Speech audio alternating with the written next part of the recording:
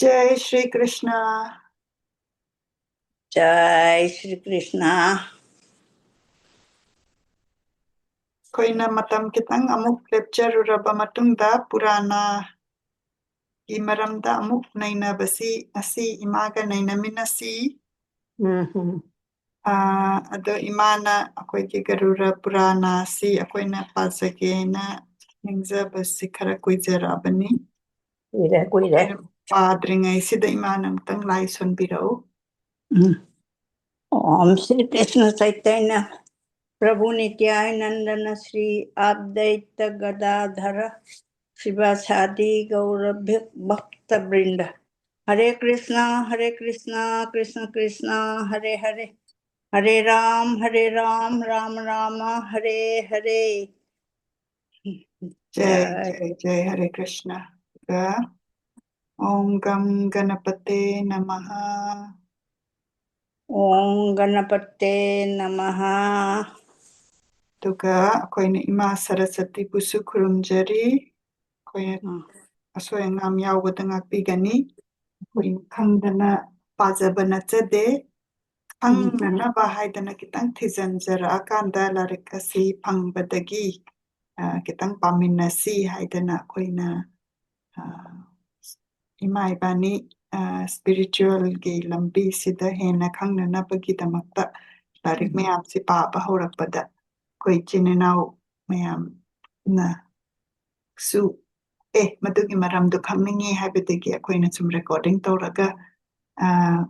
thadokjabani aduga akoigi channel si anauba oina akoina sinjabasida masida comment pibirakpa adagi new subscribers sing busu khurumjari aduga adomna wari si tabiraba matungda soidana comment amamam thambiramu kari matangdana adomgi pukningda connect tawuba yauge haibada. Adudi ima Garuda Purana si ay paba huzarage.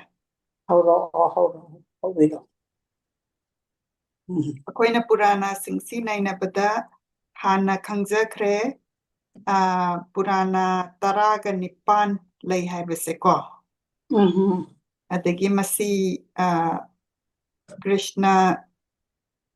Dvaipayana Veda Vyasa mayamna Veda Vyasa Deva mayamna Vyasa Deva haina khangna biba. Aduga Veda Vyasa sina su Mahabharat aduga Mahabharat su ibikibani. Adagi common oiba patsi nai adum khara kanjarage hana sunainaba yaukiba singsi.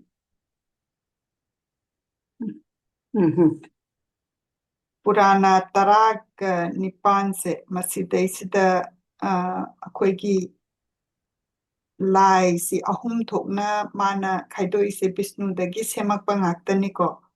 Adubu Brahma Vishnu Shiva ina khaidoise masidaisida Purana singse mana akoina parakpa kanda ahum siki the focus tauba adumaina oirakkaneba Purana singse. Aduga adum Purana amaduda moi pulapsi yauna adum dinainaba aduisu akoina focus taurakpa kanda Brahma Vishnu Shiva se masigi da ama lokhatlakanda maina nainaba. Aduga akoina Garuda Purana ina ngasi akoina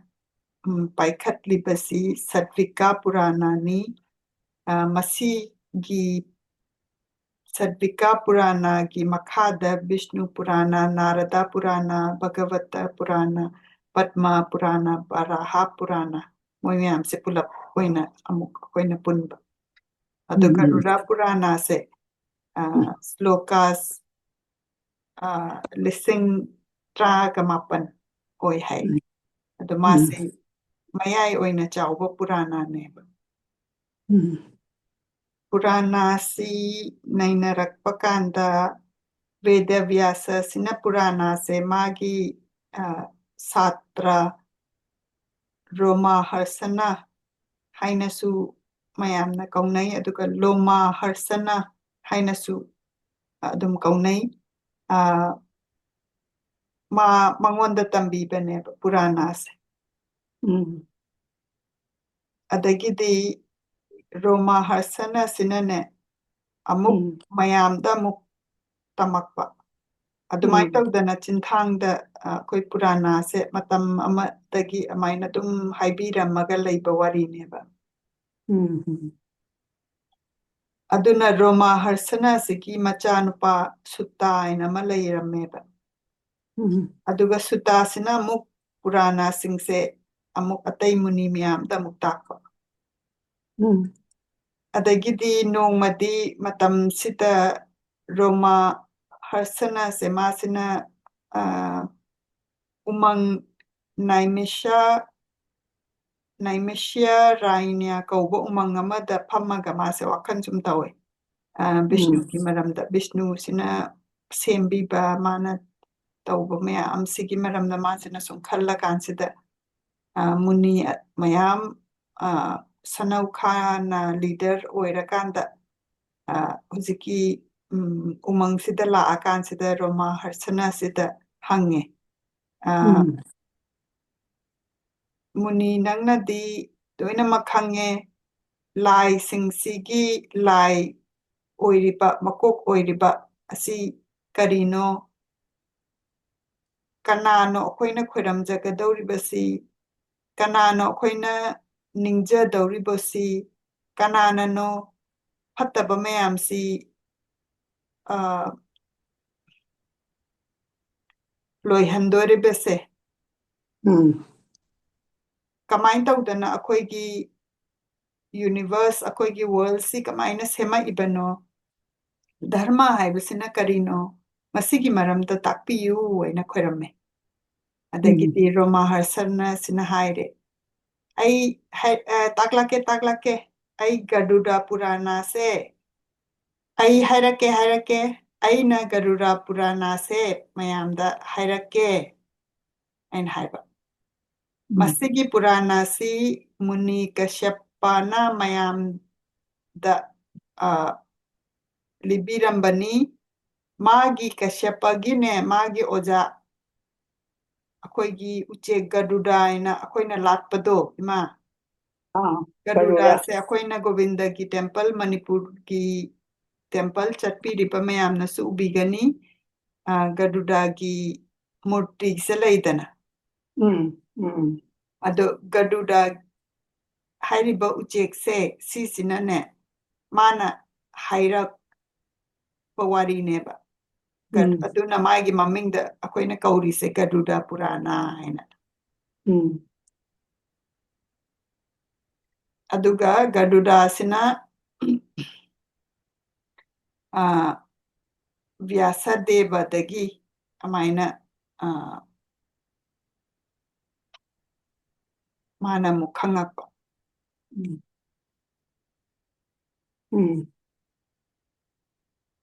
adagidi mana haire Vishnu gi avatar singse Vishnu avatar se am layeba aduna masigi avatar si kunga mathoi avatar lay hai masi avatar singse amtang haijarake ahambagi avatar sina ne nupamsa Kumara kaubama adagi masigi form sida Vishnu se mase brahmacharya oiraba matungda tapasyaga kanna tawkhiba aduga anisubagi incarnation sidanane koina bor haise lam ok ama oina amaina oirakpa Baraha aina kawe masigi matam sidai sida Prithvi Mata se pura manungda underworld da ising manungda ga changubada mana pukhalakpaneba masisina akoi abukna liramba waridane manane lamok tuna manaton to put tawrakanta khalai kaina mana main lirambe adagi ahum suba incarnation sina Devarsi kauba muni ama oina mase poe aduga mana madugi matamduda ꯇꯟꯇ꯭ꯔꯒꯤ ꯕꯤꯗ꯭ꯌꯥꯁꯦ ꯃꯥꯅ ꯇꯝꯕꯤꯔꯝꯃꯦ ꯕꯤꯁꯅꯨꯁꯤꯅ Mm. ꯑꯗꯒꯤ ꯃꯔꯤꯁꯨꯕ ꯏꯟꯀꯥꯔꯅꯦꯁꯟꯁꯤꯗꯅꯅꯦ ꯃꯨꯅꯤ ꯑꯅꯤ ꯅꯥꯔꯥ ꯍꯥꯏꯕꯒ ꯅꯥꯔꯥꯌꯅ ꯍꯥꯏꯕꯁꯦ ꯁꯨꯃꯥꯏꯅ ꯏꯟꯀꯥꯔꯅꯦꯠ ꯇꯧꯕꯤꯔꯝꯃꯤ ꯃꯉꯥꯁꯨꯕꯁꯤꯗꯅ ꯀꯄꯤꯂꯥꯁꯤꯅ ꯑꯩꯈꯣꯏꯒꯤ philosophy ꯁꯝꯈ꯭ꯌꯥ yoga ꯍꯥꯏꯔꯤꯕ ꯐꯤꯂꯣꯁꯣꯐꯤꯁꯦ ꯃꯥꯅ ꯃꯥꯒꯤ ꯗꯤꯁꯥꯏꯄꯜ ꯑꯁꯨꯔꯤꯁꯤꯗ ꯇꯥꯛꯄꯤꯔꯝꯃꯤ ꯇꯔꯨꯛꯁꯨꯕ ꯏꯟꯀꯥꯔꯅꯦꯁꯟꯁꯤꯗꯅ ꯃꯨꯅꯤ ꯗꯠꯇꯇ꯭ꯔꯦꯌꯥ ꯍꯥꯏꯗꯅ ꯑꯥꯔꯇ꯭ꯔꯤ ꯑꯃꯗꯤ ꯑꯅꯁꯨꯌꯥꯒꯤ ꯃꯆꯥꯅꯨꯄꯥ ꯑꯣꯏꯅ ꯄꯣꯛꯑꯝꯃꯤ ꯇꯔꯦꯠꯁꯨꯕ ꯏꯟꯀꯥꯔꯅꯦꯁꯟꯁꯤꯗꯅ ꯁ꯭ꯋꯌꯝꯚꯨꯕ ꯍꯥꯏꯅ ꯔꯨꯆꯤꯒ ꯑꯀꯨꯇꯤꯒꯤ ꯃꯆꯥꯅꯨꯄꯥ ꯑꯣꯏꯅ ꯄꯣꯛꯑꯝꯃꯤ ꯅꯤꯄꯥꯟ ꯁꯨꯕꯁꯤꯗꯅ ꯅꯥꯕꯤ ꯑꯃꯗꯤ ꯃꯦꯔꯨꯒꯤ ꯃꯆꯥꯅꯨꯄꯥ ꯑꯣꯏꯅ ꯄꯣꯛꯑꯝꯃꯤ ꯎꯔꯨꯀ꯭ꯔꯃꯥ ꯍꯥꯏꯗꯅ ꯑꯗꯨꯒ ꯃꯥꯅ ꯑꯆꯨꯝꯕ ꯂꯝꯕꯤꯁꯦ ꯑꯩꯈꯣꯏꯅ ꯄꯨꯟꯁꯤꯒꯤ ꯑꯆꯨꯝꯕ ꯂꯝꯕꯤꯁꯦ ꯀꯔꯤꯅꯣ ꯍꯥꯏꯁꯦ ꯃꯥꯅ ꯇꯥꯛꯄꯤꯔꯝꯃꯤ ꯃꯥꯄꯟ ꯁꯨꯕꯒꯤ ꯁꯥꯌꯣꯟꯁꯤꯗꯅ ꯃꯥꯅ ꯅꯤꯡꯊꯧ ꯄ꯭ꯔꯤꯊꯨ ꯍꯥꯏꯁꯦ ꯑꯁꯤ ꯑꯣꯏꯔꯝꯃꯦ ꯑꯗꯨꯒ ꯃꯥꯅ ꯑꯩꯈꯣꯏꯒꯤ ꯆꯥꯅꯅꯕ ꯒ꯭ꯔꯦꯟꯁꯤꯡ ꯑꯗꯨꯒ ꯃꯅꯥ ꯃꯁꯤꯡ ꯑꯐꯕꯁꯤꯡꯁꯦ ꯁꯤꯁꯦ ꯑꯃꯨꯛ ꯃꯥꯅ ꯄꯤꯕꯤꯔꯝꯃꯦ ꯄ꯭ꯔꯤꯊꯤꯕꯤꯁꯤꯗ ꯑꯗꯒꯤ ꯇꯔꯥꯁꯨꯕ ꯁꯥꯌꯣꯟꯁꯤꯗꯅ ꯉꯥ ꯑꯃ ꯃꯠꯁ꯭ꯌ ꯍꯥꯏꯁꯦ ꯁꯤ ꯑꯃ ꯑꯣꯏꯅ ꯑꯃꯨꯛ ꯑꯣꯏꯅ ꯂꯥꯛꯄꯤꯔꯝꯃꯤ ꯃꯥꯅ ꯑꯃꯨꯛ ꯚꯩꯁ꯭ꯋꯥ ꯁ꯭ꯋꯥꯇꯥ ꯃꯥꯅꯨꯁꯦ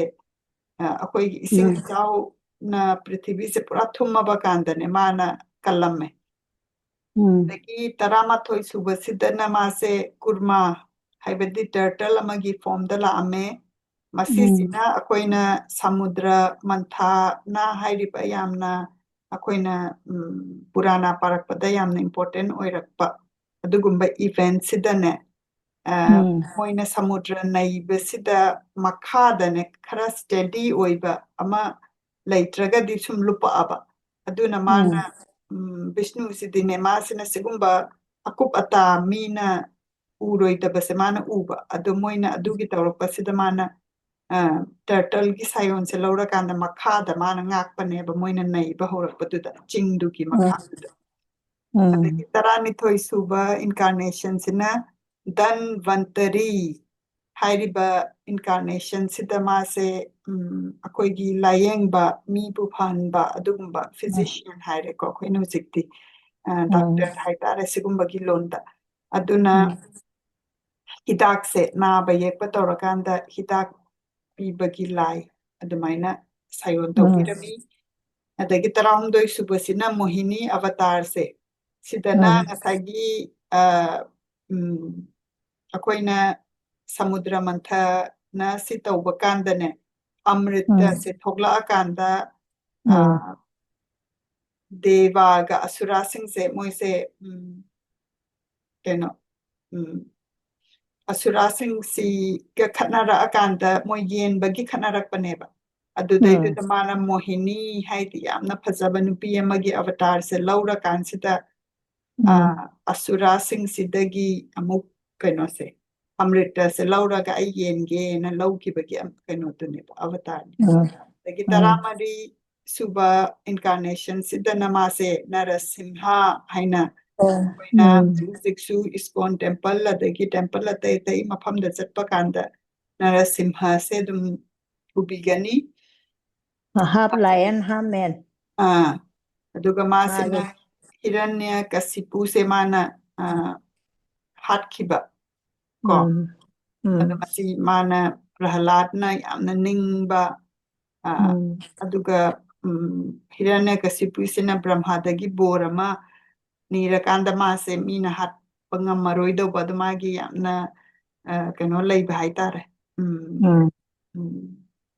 ꯍꯥꯠꯄ ꯉꯝꯗꯅꯕ ꯍꯥꯏꯅ ꯃꯥꯅꯗꯤ ꯁꯤꯡꯉꯕꯅꯦꯅ ꯑꯗꯨꯒꯤ ꯕꯣꯔꯗꯨ ꯂꯧꯔꯨꯕ ꯑꯗꯨꯕꯨ ꯑꯗꯨꯒꯤ ꯕꯣꯔꯗꯨꯅꯒꯤ ꯍꯦꯟꯇꯣꯛ ꯑꯀꯥꯟꯗ ꯑꯗꯨ ꯕꯣꯔꯗꯨ ꯃꯥꯁꯦ ꯐꯪꯕ ꯑꯗꯨꯕꯨ ꯑꯗꯨꯒꯤ ꯍꯦꯟꯇꯣꯛꯄ ꯗꯨꯒꯤ incarnationꯁꯦ ꯃꯁꯤ ꯅꯔꯁꯤꯡꯍꯁꯤꯅ ꯊꯨꯡꯉꯀꯥꯟꯗ ꯃꯥꯅ ꯍꯥꯠꯂꯦꯕ ꯑꯗꯨꯏꯗꯤ ꯕꯤꯁꯅꯨꯁꯤꯗꯤ ꯌꯥꯝꯅ ꯁꯤꯡꯕ ꯍꯥꯏꯕꯗꯤ ꯃꯥꯅ ꯑꯗꯨꯝ ꯀꯩꯅꯣꯃ ꯌꯥꯝ ꯃꯤ ꯑꯃꯅ ꯌꯥꯝ ꯁꯤꯡꯉꯕꯅꯤ ꯑꯩꯗꯤ ꯁꯤꯅ ꯀꯅꯥꯝꯇ ꯑꯩꯉꯣꯟꯗ ꯂꯥꯛꯆꯔꯔꯣꯏ ꯍꯥꯏꯁꯦ ꯃꯥꯅ ꯑꯗꯨꯝ ꯄꯨꯊꯣꯔꯛꯑꯦꯕ ꯑꯗꯨꯒꯤ ꯑꯦꯛꯖꯥꯝꯄꯜꯗꯣ ꯑꯩꯅ ꯅꯔꯁꯤꯃꯥ ꯊꯣꯛꯂꯛꯄꯗꯣ ꯑꯗꯨꯗ ꯑꯩꯅ ꯑꯗꯨꯃꯥꯏꯅ ꯐꯥꯎꯖꯩ ꯑꯗꯒꯤ 15 ꯁꯨꯕ incarnationꯁꯤꯗꯅꯅꯦ ꯃꯥꯁꯦ ꯋꯥꯃꯅ ꯍꯥꯏꯅ ꯗꯨꯋꯥꯔꯐ ꯐꯣꯝꯗ ꯂꯥꯛꯑꯦ ꯑꯗꯒꯤ ꯃꯁꯤꯅ ꯑꯃꯨꯛ ꯉꯁꯥꯏꯒꯤ ꯋꯥꯂꯤ ꯍꯥꯏꯔꯤꯕ ꯑꯁꯨꯔꯥꯁꯦ ꯁꯤꯁꯤꯅ ꯃꯥꯅ ꯋꯥꯔꯜꯁꯦ ꯃꯌꯥꯝꯁꯦ ꯄꯥꯟꯈꯤꯕꯁꯤꯗꯩꯁꯤꯗ ꯃꯥꯅ ꯑꯃꯨꯛ ꯂꯧꯊꯣꯛꯄꯅꯦꯕ ꯑꯗꯣ ꯃꯁꯤꯒꯤ ꯋꯥꯔꯤꯁꯤꯁꯨ ꯌꯥꯝꯅ ꯅꯨꯡꯉꯥꯏꯕꯅꯤ ꯃꯌꯥꯝ ꯑꯩꯈꯣꯏ ꯑꯃꯨꯛ ꯄꯥꯃꯤꯟꯅꯁꯤ ꯃꯥꯅ ꯗꯨꯋꯥꯔꯐ ꯑꯣꯏꯅ ꯂꯥꯛꯑꯀꯥꯟꯗ ꯑꯩꯅ ꯈꯣꯡꯀꯥꯞ 3 ꯈꯛꯇꯪꯒꯤ ꯂꯝ ꯄꯤꯕꯤꯌꯨꯅ ꯍꯥꯏꯔ ꯋꯥꯂꯤꯁꯤꯅ ꯃꯥꯗꯤ ꯗꯨꯋꯥꯔꯐ ꯑꯣꯏꯅ ꯎꯏꯗꯅ ꯑꯗ ꯈꯣꯡꯀꯥꯞ 3ꯒꯤ ꯂꯝꯕꯨ ꯀꯌꯥꯝ ꯌꯥꯝꯅꯦꯒꯦꯅ ꯃꯥꯗꯤ ꯄꯤꯊꯣꯛꯎꯔꯕ ꯑꯗꯨꯒ ꯍꯦꯛꯇ ꯕꯤꯁꯅꯨꯒꯤ incarnationꯁꯤꯅ ꯗꯨꯋꯥꯔꯐꯇꯒꯤꯗꯤ ꯍꯦꯛꯇ ꯆꯥꯎꯅ ꯃꯥꯁꯦ ꯆꯥꯎꯈꯠꯂꯛꯑꯀꯥꯟꯁꯤꯗ ꯃꯥꯏ ꯃꯈꯣꯡ ꯑꯃꯁꯤꯅ ꯄ꯭ꯔꯤꯊꯤꯕꯤꯗ ꯑꯃꯨꯛ ꯊꯝꯕ ꯃꯈꯣꯡ ꯑꯃꯁꯤꯅ ꯁꯔꯒ ꯂꯣꯀꯥꯗ ꯊꯝꯃꯀꯥꯟꯁꯤꯗ ꯃꯥꯅ 3ꯁꯨꯕ ꯈꯣꯡꯁꯤꯗꯤ ꯀꯗꯥꯏꯗ ꯊꯝꯃꯨꯒꯦ ꯍꯥꯏꯕ ꯑꯗꯩꯗ ꯕꯥꯂꯤꯁꯤꯅ ꯃꯥꯗꯤ ꯀꯩꯅꯣꯅꯤꯅ ꯃꯥꯁꯦ ꯑꯁꯨꯔꯥ ꯑꯣꯏꯔꯒꯁꯨ ꯃꯤꯒꯤ ꯋꯥꯔꯗ ꯀꯤꯞ ꯇꯧꯕ ꯑꯗꯨꯒꯨꯝꯕ ꯑꯣꯏꯕ ꯑꯗꯨꯅ ꯑꯗꯨꯗꯤ ꯑꯩ ꯀꯣꯛꯇ ꯊꯝꯕꯤꯔꯣꯅ ꯑꯗꯨꯃꯥꯏꯅ ꯍꯥꯏꯈꯤꯕꯅꯦꯕ ꯑꯗꯨꯃꯥꯏꯅ ꯇꯧꯔꯀꯥꯟꯗ ꯕꯤꯁꯅꯨꯁꯤꯅ ꯑꯃꯨꯛ ꯁꯔꯒ ꯂꯣꯀꯥ ꯑꯗꯒꯤ ꯚꯨꯂꯣꯀꯥ ꯃꯌꯥꯝꯁꯦ ꯑꯃꯨꯛ ꯀꯟꯈꯤꯕ ꯍꯥꯏꯇꯥꯔꯦ ꯑꯗꯒꯤ 13 ꯁꯨꯕ incarnationꯁꯤꯗꯅ ꯕꯤꯁꯅꯨꯁꯦ ꯄꯔꯁꯨꯔꯥꯃ ꯍꯥꯏꯕꯒꯤ incarnationꯁꯤꯗ ꯂꯥꯛꯄꯤ ꯑꯗꯨꯒ ꯃꯥꯁꯤꯅ ꯐꯠꯇ꯭ꯔꯕ ꯁꯇ꯭ꯔꯤꯌꯥ ꯃꯌꯥꯝꯁꯦ ꯃꯥꯅ ꯂꯣꯏꯅ ꯑꯃꯨꯛ ꯍꯥꯠꯈꯤꯑꯕ ꯃꯇꯝꯁꯤꯗ ꯑꯗꯒꯤ 18 ꯁꯨꯕ incarnationꯁꯤꯗꯅ ꯚꯦꯗ ꯚ꯭ꯌꯥꯁꯥ ꯑꯣꯏꯅ ꯂꯥꯛꯄꯤꯔꯦ ꯄꯔꯁꯔꯥꯒ ꯁꯇ꯭ꯌꯕꯇꯤꯒꯤ ꯃꯆꯥ ꯑꯣꯏꯅ ꯑꯗꯨꯒ ꯃꯥꯅ ꯚꯦꯗꯥꯁꯦ ꯃꯥꯅ ꯑꯃꯨꯛ ꯐꯖꯅ ꯁꯤꯟꯕꯤꯔꯝꯕ ꯑꯗꯒꯤ 53 ꯁꯨꯕ incarnationꯁꯤꯅ ꯅꯥꯔꯗꯥ ꯑꯣꯏꯅ ꯑꯃꯨꯛ ꯂꯥꯛꯑꯦ ꯑꯗꯒꯤ 54 ꯁꯨꯕꯁꯤꯗꯅ ꯔꯥꯃ ꯂꯥꯛꯑꯦ 10 ꯁꯨꯕꯁꯤꯗꯅ ꯀ꯭ꯔꯤꯁꯅ ꯂꯥꯛꯑꯦ ꯑꯗꯒꯤ 12 ꯁꯨꯕꯁꯤꯗꯅ ꯕꯨද්ධꯁꯦ ꯂꯥꯛꯑꯦꯀꯣ ꯑꯗꯣ ꯑꯩ ꯁꯨꯃꯥꯏꯅ ꯇꯧꯗꯅ ꯑꯩꯈꯣꯏꯒꯤ 21 incarnationꯁꯦ ꯇꯧꯈ꯭ꯔꯦꯀꯣ ꯑꯗꯨꯅ 22nd incarnationꯁꯤ ꯑꯃꯒ ꯂꯥꯛꯈꯤꯅꯤ ꯑꯩꯈꯣꯏꯅ ꯀꯂꯤ ꯌꯨꯒꯁꯤ ꯌꯥꯝꯅ ꯑꯩꯈꯣꯏꯅ ꯍꯥꯟꯅꯁꯨ ꯈꯤꯇꯪ ꯅꯩꯅꯈ꯭ꯔꯦ ꯑꯩꯈꯣꯏ ꯍꯧꯖꯤꯛꯁꯦ ꯑꯩꯈꯣꯏ ꯀꯂꯤ ꯌꯨꯒꯇꯅꯤꯀꯣ ꯑꯗꯨ ꯀꯂꯤ ꯌꯨꯒꯁꯤ ꯍꯦꯟꯅ ꯑꯃꯨꯛꯀ ꯆꯥꯏꯊꯔꯛꯄ ꯃꯇꯝ ꯂꯥꯛꯈꯤꯅꯤ 22 ꯁꯨꯕ incarnationꯁꯦ ꯀꯜꯀꯤ ꯍꯥꯏꯅ ꯀꯧꯒꯅꯤ ꯃꯥꯁꯤ ꯑꯃꯨꯛ ꯂꯥꯛꯑꯀꯥꯟꯗ ꯐꯠꯇ꯭ꯔꯕ ꯃꯌꯥꯝꯁꯦ ꯂꯣꯏꯅ ꯃꯥꯅ ꯇꯨꯝꯍꯜꯂꯀꯥꯟꯗꯅꯦ ꯑꯆꯨꯝꯕꯁꯦ ꯑꯗꯨꯝ ꯂꯩꯅꯅꯕ ꯑꯗꯨꯃꯥꯏꯅ ꯇꯧꯕꯤꯔꯛꯀꯅꯤ ꯍꯥꯏꯕ ꯑꯗꯨꯅ ꯕꯤꯁꯅꯨꯁꯤꯒꯤ incarnationꯁꯤꯗꯤ ꯌꯥꯝ ꯌꯥꯝꯃꯦ ꯑꯗꯨꯕꯨ ꯁꯤꯗꯩꯁꯤꯗ ꯑꯩꯈꯣꯏꯅ ꯄꯟꯖꯕꯗꯤ ꯃꯥꯒꯤ ꯃꯦꯖꯔ ꯑꯣꯏꯕ ꯑꯗꯨ ꯈꯛꯇꯅꯤꯀꯣ ꯑꯩꯈꯣꯏꯅ ꯄꯟꯖꯔꯤꯁꯦ ꯑꯩꯅ ꯍꯥꯏꯕꯤꯔꯦ ꯑꯗꯒꯤ ꯒꯔꯨꯔ ꯄꯨꯔꯥꯅꯥꯁꯦ ꯀꯃꯥꯏꯅ ꯑꯣꯏꯔꯛꯈꯤꯕꯅꯣ ꯍꯥꯏꯕꯁꯤ ꯃꯥꯅ ꯑꯃꯨꯛ ꯈꯤꯇꯪ ꯃꯈꯥꯗ ꯔꯣꯃꯥ ꯍꯔꯁꯅꯥꯅ ꯑꯃꯨꯛ ꯍꯥꯏꯕꯤꯔꯛꯏ ꯃꯥꯅ ꯚꯗ꯭ꯔꯤꯀꯥ ꯑꯥꯁ꯭ꯔꯃ ꯍꯥꯏꯔꯤꯕ ꯑꯥꯁ꯭ꯔꯝꯁꯤꯗ ꯆꯠꯄꯁꯤꯗꯅꯦ ꯚꯦꯗ ꯚ꯭ꯌꯥꯁꯥꯁꯦ ꯎꯅꯔꯛꯄ ꯑꯗꯨꯗ ꯃꯥꯅ ꯚꯦꯗ ꯚ꯭ꯌꯥꯁꯥꯁꯤꯗ ꯈꯣꯏꯔꯝꯃꯀꯥꯟꯁꯤꯗ ꯕꯤꯁꯅꯨꯒꯤ ꯑꯁꯦꯡꯕ ꯅꯦꯆꯔꯁꯦ ꯀꯔꯤꯅꯣ ꯍꯥꯏꯅ ꯍꯪꯉꯦ ꯑꯗꯩꯗ ꯚꯦꯗ ꯚ꯭ꯌꯥꯁꯥꯅ ꯑꯩ ꯒꯔꯨꯗ ꯄꯨꯔꯥꯅꯥꯒꯤ ꯃꯇꯥꯡꯗ ꯍꯥꯏꯒꯦ ꯑꯩꯅ ꯍꯥꯏ ꯑꯗꯩꯗꯤ ꯃꯥꯅ ꯍꯥꯏ ꯚꯦꯗ ꯚ꯭ꯌꯥꯁꯥꯅꯦ ꯅꯥꯔꯗꯥꯅꯦ ꯗꯛꯁꯅꯦ ꯚ꯭ꯔꯤꯒꯨꯅꯦ ꯑꯗꯒꯤ ꯃꯨꯅꯤ ꯃꯌꯥꯝꯁꯦ ꯕ꯭ꯔꯍ꯭ꯃꯒꯤ ꯃꯌꯨꯝꯗ ꯕ꯭ꯔꯍ꯭ꯃ ꯂꯣꯀꯥꯗ ꯆꯠꯂꯒ ꯈꯣꯏꯔꯝꯕꯗ ꯕ꯭ꯔꯍ꯭ꯃꯅ ꯍꯥꯏꯔꯛꯄ ꯋꯥꯔꯤꯅꯤ ꯒꯔꯨꯗ ꯍꯥꯏꯕꯁꯦ ꯎꯆꯦꯛ ꯃꯌꯥꯝꯒꯤ ꯅꯤꯡꯊꯧꯅꯦꯕ ꯑꯗꯣ ꯃꯥꯁꯤꯅꯅꯦ ꯕꯤꯁꯅꯨꯁꯦ ꯃꯥ ꯇꯄꯁ꯭ꯌꯥ ꯑꯃ ꯇꯧꯕꯗꯒꯤꯗꯤ ꯕꯤꯁꯅꯨꯁꯤꯅ ꯌꯥꯝꯅ ꯄꯦꯟꯗꯅ ꯒꯔꯨꯗꯒꯤ ꯃꯃꯥꯡꯗ ꯂꯥꯛꯑꯀꯥꯟꯗ ꯀꯔꯤ ꯕꯣꯔ ꯄꯥꯝꯃꯤ ꯒꯔꯨꯗ ꯍꯥꯏꯅ ꯍꯪꯉꯦ ꯑꯗꯒꯤꯗꯤ ꯒꯔꯨꯗꯁꯤꯅꯅꯦ ꯑꯩꯉꯣꯟꯗ ꯕꯣꯔ ꯑꯃꯠꯇ ꯄꯤꯕꯤꯌꯨ ꯑꯩꯁꯦ ꯅꯪꯕꯨ ꯄꯨꯕ ꯒꯥꯔꯤ ꯑꯣꯏꯖꯒꯦꯅꯀꯣ ꯄꯥꯍꯥꯅ ꯅꯪꯕꯨ ꯄꯨꯕ ꯒꯥꯔꯤ ꯑꯣꯏꯖꯒꯦ ꯍꯥꯏꯕ ꯑꯗꯨꯅ ꯒꯔꯨꯗꯁꯤꯅꯅꯦ ꯕꯤꯁꯅꯨꯁꯦ ꯕꯤꯁꯅꯨꯒꯤ ꯒꯥꯔꯤ ꯑꯣꯏꯌꯦꯕ ꯕꯤꯁꯅꯨꯁꯤꯅ ꯐꯝꯃꯒ ꯒꯔꯨꯗꯁꯤꯗ ꯄꯥꯏꯕꯁꯦ ꯁꯤꯒꯤ ꯋꯥꯔꯤ ꯂꯩꯌꯦꯕ ꯑꯗꯨꯒꯤ ꯕꯣꯔꯁꯦ ꯃꯥꯅ ꯑꯗꯨꯗ ꯅꯤꯡꯈꯤꯑꯕꯀꯣ ꯑꯗꯒꯤ ꯃꯥꯅ ꯍꯥꯏꯔꯦ ꯑꯩꯉꯣꯟꯗ ꯂꯤꯟꯁꯤꯡꯁꯦ ꯃꯥꯅꯅꯦ ꯃꯥꯅ ꯂꯤꯟꯁꯤꯡꯁꯤ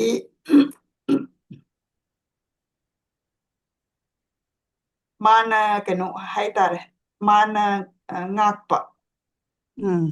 ꯍꯥꯏꯗꯤ ꯃꯥꯒꯤ ꯑꯣꯏꯖꯔꯒꯦ ꯍꯥꯏꯕ ꯑꯗꯨꯒ ꯑꯩꯅ ꯄꯨꯝꯅꯃꯛꯁꯦ ꯃꯁꯤ ꯈꯪꯅꯅꯕꯒꯤꯗꯃꯛꯇ ꯑꯩꯁꯦ ꯄꯨꯔꯥꯅ ꯑꯃꯇꯪ ꯏꯍꯟꯕꯤꯌꯨ ꯑꯩꯉꯣꯟꯗ ꯃꯥꯅ ꯑꯃꯥꯏꯅ ꯅꯤꯌꯦ ꯕꯤꯁꯅꯨꯁꯤꯗ ꯗ ꯕꯤꯁꯅꯨꯅ ꯃꯉꯣꯟꯗ ꯃꯥꯅ ꯅꯤꯕꯁꯦ ꯐꯪꯖꯔꯣꯏꯅ ꯄꯤꯕꯤꯔꯛꯑꯕ ꯃꯇꯨꯡꯗꯅꯦ ꯒꯔꯨꯗꯁꯤꯅ ꯒꯔꯨꯗ ꯄꯨꯔꯥꯅꯁꯦ ꯏꯕ ꯉꯝꯈꯤꯕꯅꯦꯕ ꯃꯥꯅ ꯏꯕ ꯍꯥꯏꯕꯗꯤ ꯃꯥꯅ ꯂꯤꯛꯊꯣꯔꯛꯄ ꯉꯝꯈꯤꯕꯅꯦꯕ ꯑꯗꯨꯒ ꯃꯥꯅ ꯑꯃꯨꯛ ꯍꯧꯖꯤꯛꯀꯤ ꯃꯨꯅꯤ ꯀꯁ꯭ꯌꯄꯁꯤꯗ ꯃꯥꯅ ꯇꯥꯛꯈꯤꯕ ꯑꯗꯣ ꯕꯤꯁꯅꯨ ꯃꯁꯥꯃꯛꯅ ꯄꯨꯔꯥꯅꯥꯁꯦ ꯕ꯭ꯔꯍ꯭ꯃꯅꯦ ꯁꯤꯕꯅꯦ ꯑꯇꯩ ꯂꯥꯏꯗꯁꯨ ꯇꯥꯛꯈꯤꯕ ꯑꯗꯨꯒꯨꯝꯕ ꯄꯨꯔꯥꯅꯥꯅꯦꯕ ꯕꯦꯗꯕ꯭ꯌꯥꯁ ꯑꯁꯤꯅ ꯕ꯭ꯔꯍ꯭ꯃꯗꯒꯤ ꯑꯃꯨꯛ ꯈꯪꯕ ꯑꯗꯒꯤ ꯔꯣꯃꯥꯍꯔꯁꯅꯥꯗ ꯑꯃꯨꯛ ꯇꯥꯛꯄ ꯑꯗꯨꯅꯤ ꯔꯣꯃꯥꯍꯔꯁꯅꯥꯅ ꯑꯇꯩꯗ ꯑꯃꯨꯛ ꯇꯥꯛꯄ ꯑꯗꯨꯃꯥꯏꯅ ꯇꯧꯔꯀꯥꯟꯗ ꯑꯩꯈꯣꯏꯒꯤ ꯋꯥꯔꯤꯁꯤꯡꯁꯦ ꯃꯊꯪ ꯃꯊꯪ ꯑꯃꯨꯛ ꯂꯥꯛꯄ ꯍꯥꯏꯇꯥꯔꯦꯀꯣ ꯑꯗꯨꯅ ꯑꯍꯥꯟꯕꯗ ꯑꯩꯈꯣꯏꯅ ꯃꯁꯤ ꯍꯥꯟꯅꯁꯨ ꯈꯤꯇꯪ ꯅꯩꯅꯖꯈ꯭ꯔꯦ ꯀꯩꯝꯇ ꯑꯣꯏꯔꯝꯗꯕꯗꯒꯤꯗꯤ ꯕ꯭ꯔꯍ꯭ꯃꯁꯤꯅ ꯁꯦꯝꯕꯤꯔꯛꯄꯅꯤꯗꯅ ꯃꯥꯅ ꯑꯣꯔꯤꯖꯤꯟ ꯑꯣꯏꯔꯀꯥꯟꯗ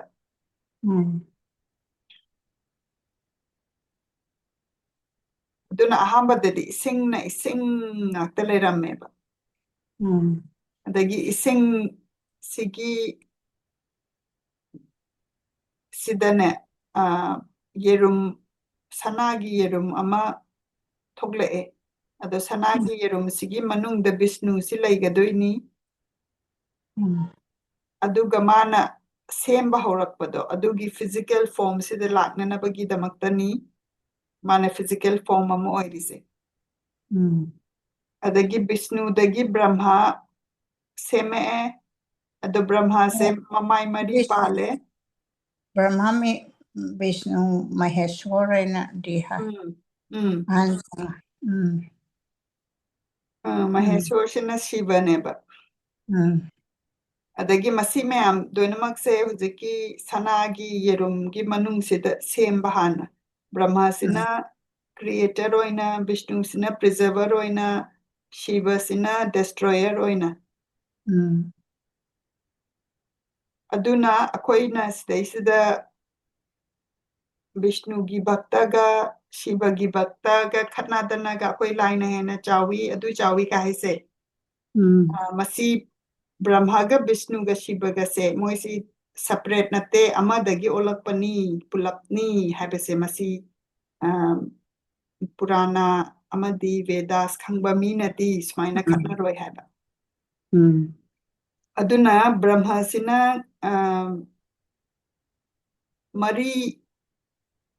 ꯃꯔꯤ ꯀꯩꯅꯣ ꯕꯤꯌꯤꯡ ꯍꯥꯏꯕꯗꯤ ꯊꯋꯥꯏ ꯄꯥꯟꯕ ꯕꯤꯌꯤꯡꯁꯦ ꯃꯥꯅꯅꯦ ꯃꯔꯤ ꯊꯣꯛꯅ ꯑꯍꯥꯟꯕꯗ ꯁꯦꯝꯃꯛꯑꯦꯕ ꯗꯦꯕꯥꯁ ꯂꯥꯏ ꯑꯁꯨꯔꯥꯁ ꯗꯤꯃꯟ ꯄꯤꯇ꯭ꯔꯤꯁ ꯑꯦꯟꯁꯦꯁꯇꯔ ꯃꯥꯅꯚꯁ ꯍ꯭ꯌꯨꯃꯦꯟ ꯕꯤꯌꯤꯡ ꯑꯗꯒꯤꯗꯤ ꯂꯥꯏꯁꯤꯡꯁꯤꯅꯅꯦ ꯏꯃꯥ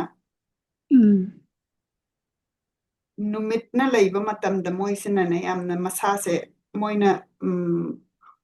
strong ꯑꯣꯏꯌꯦꯕ ꯑꯗꯨꯒ ꯗꯤꯃꯟꯁꯤꯅꯅꯦ ꯅꯨꯡꯗꯥꯡꯗ strong ꯑꯣꯏꯌꯦꯕ ꯑꯗꯨꯅ ꯑꯩꯈꯣꯏꯅꯁꯨ ꯆꯥꯎꯔꯛꯄ ꯀꯥꯟꯗ ꯍꯥꯏꯗꯣ ꯃꯤꯁꯦ ꯅꯨꯡꯗꯥꯡ ꯑꯣꯏꯔꯗꯤ ꯌꯨꯝꯗ ꯍꯜꯂꯛꯑꯣ ꯍꯜꯂꯛꯑꯣꯅ ꯍꯥꯏꯅꯩꯗꯅ ꯑꯗꯒꯤꯗꯤꯅꯦ ꯕ꯭ꯔꯍ꯭ꯃꯅꯅꯦ ꯑꯅꯤ ꯊꯣꯛꯅ ꯑꯃꯨꯛ ꯕꯤꯡꯁꯦ ꯃꯥꯅ ꯑꯃꯨꯛ ꯁꯦꯝꯃꯛꯑꯦꯕ ꯔꯥꯛꯁꯁꯁ ꯍꯥꯏꯁꯤꯅ ꯑꯃꯨꯛ ꯗꯤꯃꯟ ꯑꯣꯏꯔꯦ ꯌꯛꯁꯁ ꯍꯥꯏꯁꯤꯅ ꯗꯦꯃꯤꯒꯣꯠ ꯑꯣꯏꯔꯦ ꯑꯗꯒꯤꯗꯤ ꯑꯃꯨꯛ ꯒꯟꯙꯔꯚꯔꯥꯁ ꯍꯥꯏꯁꯦ ꯃꯣꯏꯁꯤꯅ ꯏꯁꯩ ꯁꯛꯄ ꯁꯨꯃꯥꯏꯅ ꯑꯃꯨꯛ ꯁꯦꯝꯃꯛꯑꯦ ꯑꯗꯒꯤꯗꯤ ꯂꯤꯟꯁꯦ ꯑꯃꯨꯛ ꯁꯦꯝꯃꯛꯑꯦ ꯕ꯭ꯔꯍ꯭ꯃꯒꯤ ꯁꯝꯗꯒꯤ ꯑꯗꯒꯤ ꯌꯥꯎ ꯑꯃꯨꯛ ꯁꯦꯝꯃꯛꯑꯦ ꯃꯥꯒꯤ ꯊꯕꯥꯛꯇꯒꯤ ꯑꯗꯒꯤ ꯍꯥꯃꯦꯡ ꯑꯃꯨꯛ ꯁꯦꯝꯃꯛꯑꯦ ꯃꯥꯒꯤ ꯃꯆꯤꯟꯗꯒꯤ ꯑꯗꯒꯤ ꯃꯕꯨꯛꯇꯒꯤ ꯁꯟ ꯑꯃꯨꯛ ꯁꯦꯝꯃꯛꯑꯦ ꯑꯗꯒꯤꯗꯤ ꯁꯨꯃꯥꯏꯅ ꯇꯧꯗꯅ ꯃꯊꯪ ꯃꯊꯪ ꯁꯦꯝꯃꯛꯄꯅꯦꯕ ꯑꯗꯒꯤ ꯍꯣꯔꯁꯦꯁ ꯁꯒꯣꯜ ꯁꯦꯝꯃꯛꯑꯦ ꯑꯗꯩ ꯁꯥꯃꯨ ꯁꯦꯝꯃꯛꯑꯦ ꯗꯣꯡꯀꯤ ꯁꯦꯝꯃꯛꯑꯦ ꯀꯦꯃꯦꯜ ꯁꯦꯝꯃꯛꯑꯦ ꯑꯗꯒꯤꯗꯤ ꯃꯅꯥ ꯃꯁꯤꯡ ꯁꯦꯝꯃꯛꯑꯦ ꯑꯗꯒꯤ ꯕ꯭ꯔꯍ꯭ꯃꯅ ꯁꯦꯝꯃꯛꯑꯦ ꯁꯇ꯭ꯔꯤꯌꯥ ꯁꯦꯝꯃꯛꯑꯦ ꯑꯗꯒꯤ ꯚꯩꯁ꯭ꯌ ꯁꯦꯝꯃꯛꯑꯦ ꯚꯩꯁ꯭ꯌꯥꯁ ꯍꯥꯏꯁꯤꯅꯅꯦ ꯑꯩꯈꯣꯏꯒꯤ ꯂꯧꯎ ꯁꯤꯡꯎꯕ ꯑꯗꯒꯤ ꯄꯣꯠ ꯌꯣꯟꯕ ꯈꯣꯠꯄꯁꯦ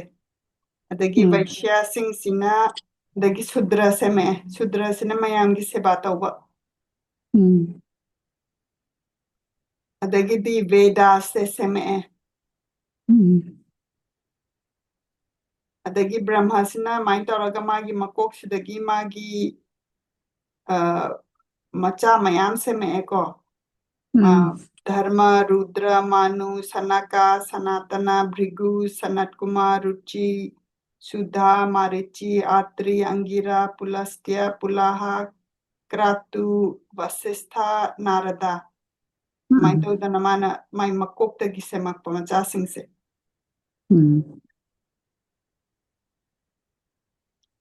ꯑꯗꯒꯤ ꯃꯥꯅ ꯃꯥꯅꯨꯁꯤꯅ ꯅꯨꯄꯥ ꯑꯃ ꯑꯣꯏꯅ ꯁꯦꯝꯃꯦ ꯑꯗꯒꯤ ꯁꯠꯇꯔꯨꯄꯥꯁꯤꯅ ꯅꯨꯄꯤ ꯑꯃ ꯑꯣꯏꯅ ꯁꯦꯝꯃꯦ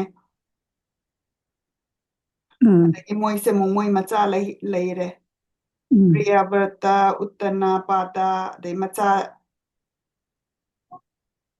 ꯃꯆꯥꯅꯨꯄꯥ 2 ꯃꯆꯥꯅꯨꯄꯤ 3 ꯄꯣꯛꯑꯦ ꯁꯨꯃꯥꯏꯅ ꯇꯧꯗꯅ ꯍꯧꯖꯤꯛꯀꯤ ꯄ꯭ꯔꯤꯌꯥꯕ꯭ꯔꯇ ꯎꯠꯇꯅꯄꯥꯗꯁꯤꯅ ꯃꯆꯥꯅꯨꯄꯥ 2 ꯑꯗꯩ ꯃꯆꯥꯅꯨꯄꯤ 2ꯁꯤꯅ ꯄ꯭ꯔꯁꯨꯇꯤ ꯑꯀꯨꯇꯤ ꯗꯦꯕꯍꯨꯇꯤ ꯑꯗꯨꯃꯥꯏꯅ ꯇꯧꯗꯅ ꯁꯨꯝ ꯄꯣꯄꯨꯂꯦꯁꯟꯁꯦ ꯍꯦꯟꯒꯠꯂꯛꯄ ꯑꯗꯒꯤ ꯀಶ್ಯꯄꯁꯦ ꯑꯃꯨꯛ ꯁꯦꯝꯃꯦ ꯑꯗꯩ ꯀಶ್ಯꯄꯁꯤꯅ ꯑꯃꯨꯛ ꯃꯥꯅ ꯗꯛꯁꯥꯒꯤ ꯃꯆꯥꯅꯨꯄꯤꯁꯤꯡꯁꯦ ꯑꯃꯨꯛ ꯃꯥꯅ ꯂꯨꯍꯣꯡꯉꯦ ꯑꯗꯒꯤꯗꯤ ꯃꯥꯏ ꯃꯆꯥꯅꯨꯄꯤ 12 ꯑꯗꯨꯒꯤ ꯀಶ್ಯꯄꯁꯦ ꯑꯩꯈꯣꯏꯅ ꯃꯤ ꯑꯣꯏꯕꯒꯤ ꯑꯣꯏꯔꯒꯗꯤ ꯀಶ್ಯꯄꯁꯤꯅ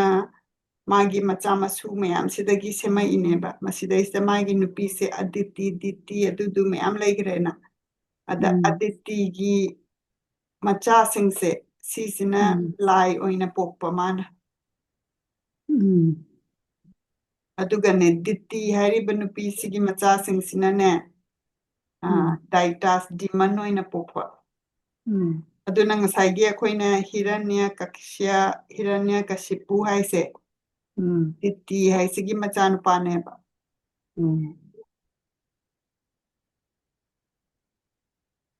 ꯑꯗꯒꯤꯗꯤ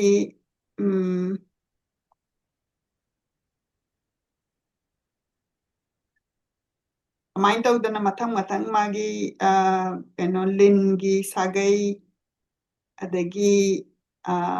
ꯄꯤꯁꯥꯆꯤꯌꯥꯁ ꯍꯥꯏꯁꯦ ꯃꯁꯤꯁꯤꯅꯅꯦ ꯃꯣꯏꯁꯤꯅ ꯍꯤꯡꯅ ꯆꯥꯕ ꯗꯤꯃꯟꯅꯦꯕ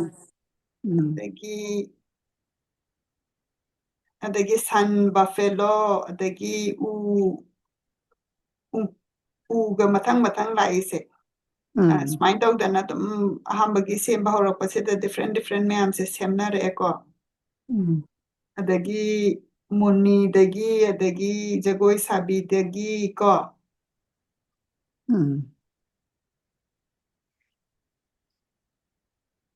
aduna Garuda Purana sina kari take haibada mana mu akoigi numitse akoina ningjari numitse kamaina khoramgani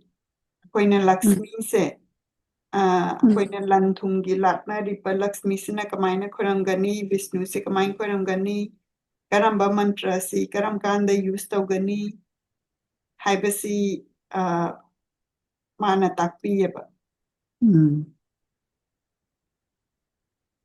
aduna Vishnu sida akoina khoramba kanda magi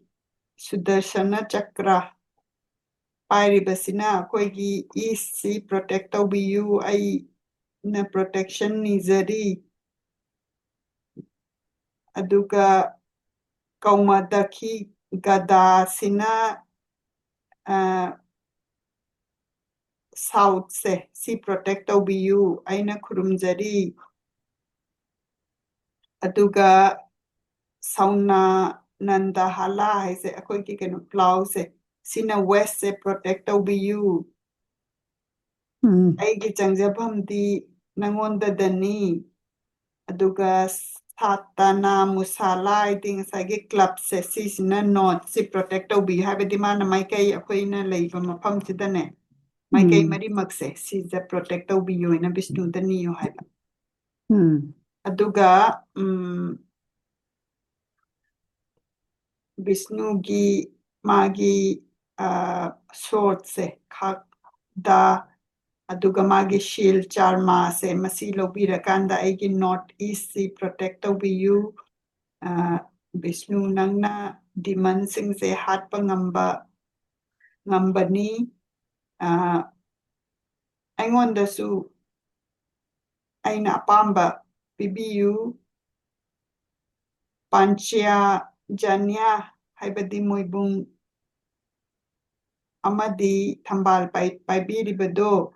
aduduna akoigi north west se masi protect tawbiyu adongi isadi lai ni aduna Chandramasa khadgya haibadi ngasai magi sword asangbado adudu paibiraga south east si protect tawbiyu aina khurumjari Sirvasta Vishnu na magi necklace siribasi masina southwest si protect tawbiyu aduga Garuda da tonga kanda mathakta paibiraga mathakta gisu protect tawbiyu Vishnu di invincible ni madi koina adum leiragadabani ma ngonda khurumjari aduga makhada leiba underworld sing sidagi su protect tawbiyu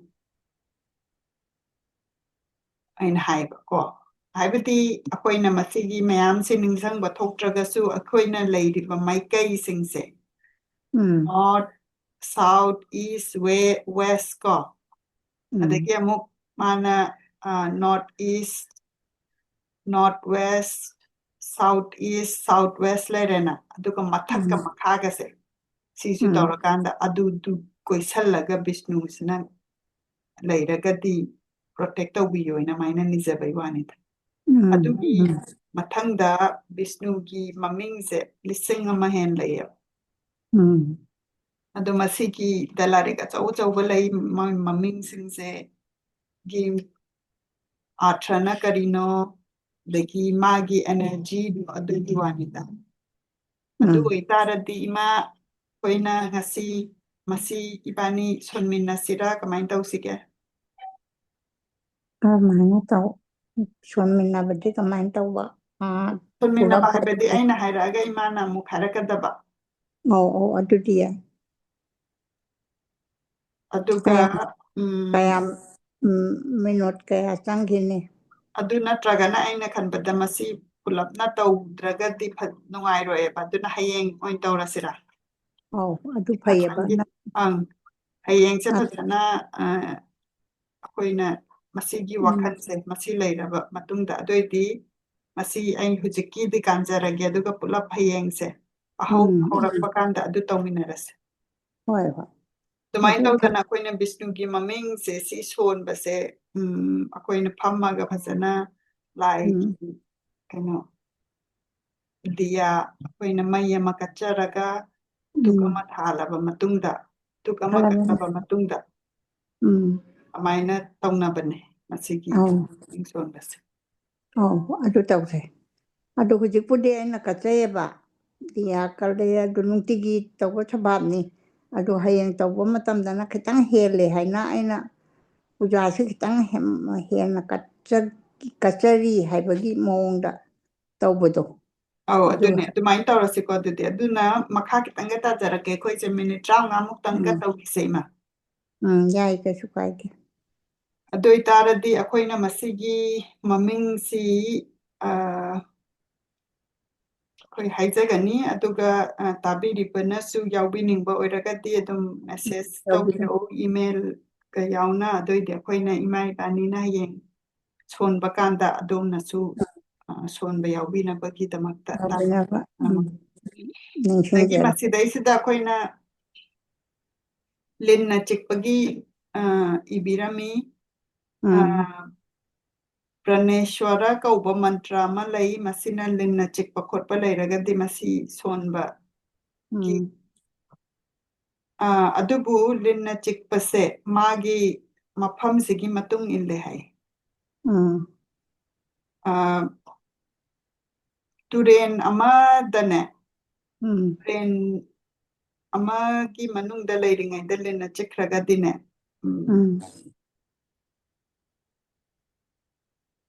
ꯑꯗꯨꯗꯤ ꯍꯤꯡꯕ ꯉꯝꯃꯣꯏ ꯍꯥꯏꯕ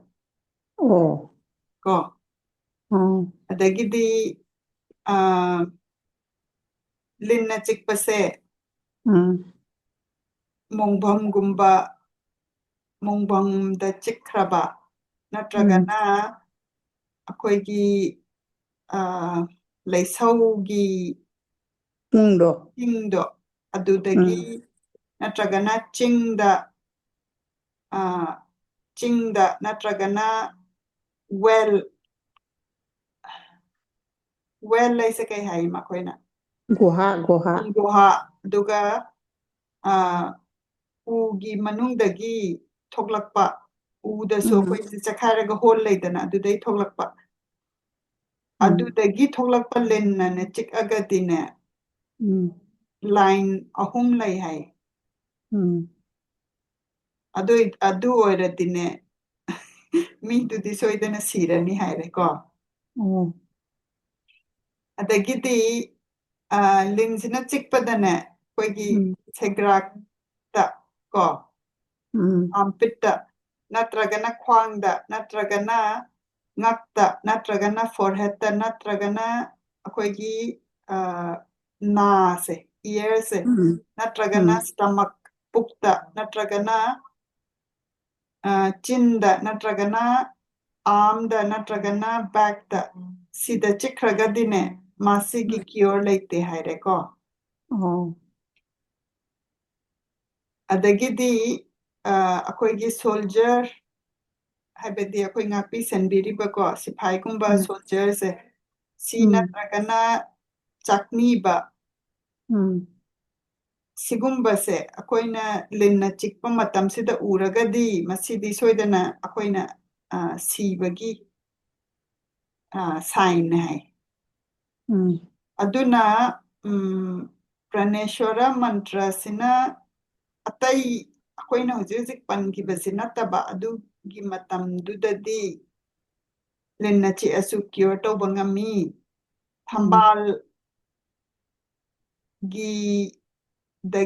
ꯊꯝꯕꯥꯜ ꯑꯃꯗꯒꯤꯅꯦ ꯊꯝꯕꯥꯜꯒꯤ ꯃꯅꯥ 9ꯁꯦ ꯂꯧꯕꯤꯔꯕ ꯃꯇꯨꯡꯗ ꯑꯩꯈꯣꯏꯒꯤ ꯃꯟꯇ꯭ꯔꯁꯤ ꯊꯝꯕꯥꯜꯒꯤ ꯃꯅꯥꯁꯤꯗ ꯏꯕꯤꯔꯀꯥꯟꯗꯨꯗ ꯍꯧꯖꯤꯛꯀꯤ ꯂꯤꯟꯅ ꯆꯤꯛꯏꯕ ꯃꯁꯥꯁꯦ ꯁꯤꯗꯩꯁꯤꯗ ꯊꯝꯕꯤꯕ ꯑꯗꯨꯒ ꯃꯥꯁꯦ ꯏꯔꯨꯖꯊꯣꯛꯄꯤꯕ ꯑꯗꯨꯒ ꯃꯥꯁꯤ ꯘꯤ ꯄꯤꯊꯛꯄꯤꯕ ꯑꯗꯨꯒ ꯃꯟꯇ꯭ꯔꯁꯤ ꯁꯣꯜꯂꯕ ꯃꯇꯨꯡꯗ ꯑꯩꯈꯣꯏꯅ ꯆꯤꯅꯤꯁꯦ ꯌꯨꯝ ꯃꯅꯨꯡꯁꯤꯗꯩꯁꯤꯗ ꯂꯪꯁꯜꯂꯣ ꯍꯥꯏꯕ ꯑꯗꯨ ꯑꯣꯏꯇꯥꯔꯗꯤ ꯂꯤꯟꯁꯤꯡꯁꯦ ꯑꯗꯨꯒꯨꯝꯕ ꯌꯨꯝꯁꯤꯗꯗꯤ ꯆꯪꯗꯦ ꯍꯥꯏ ꯀꯣ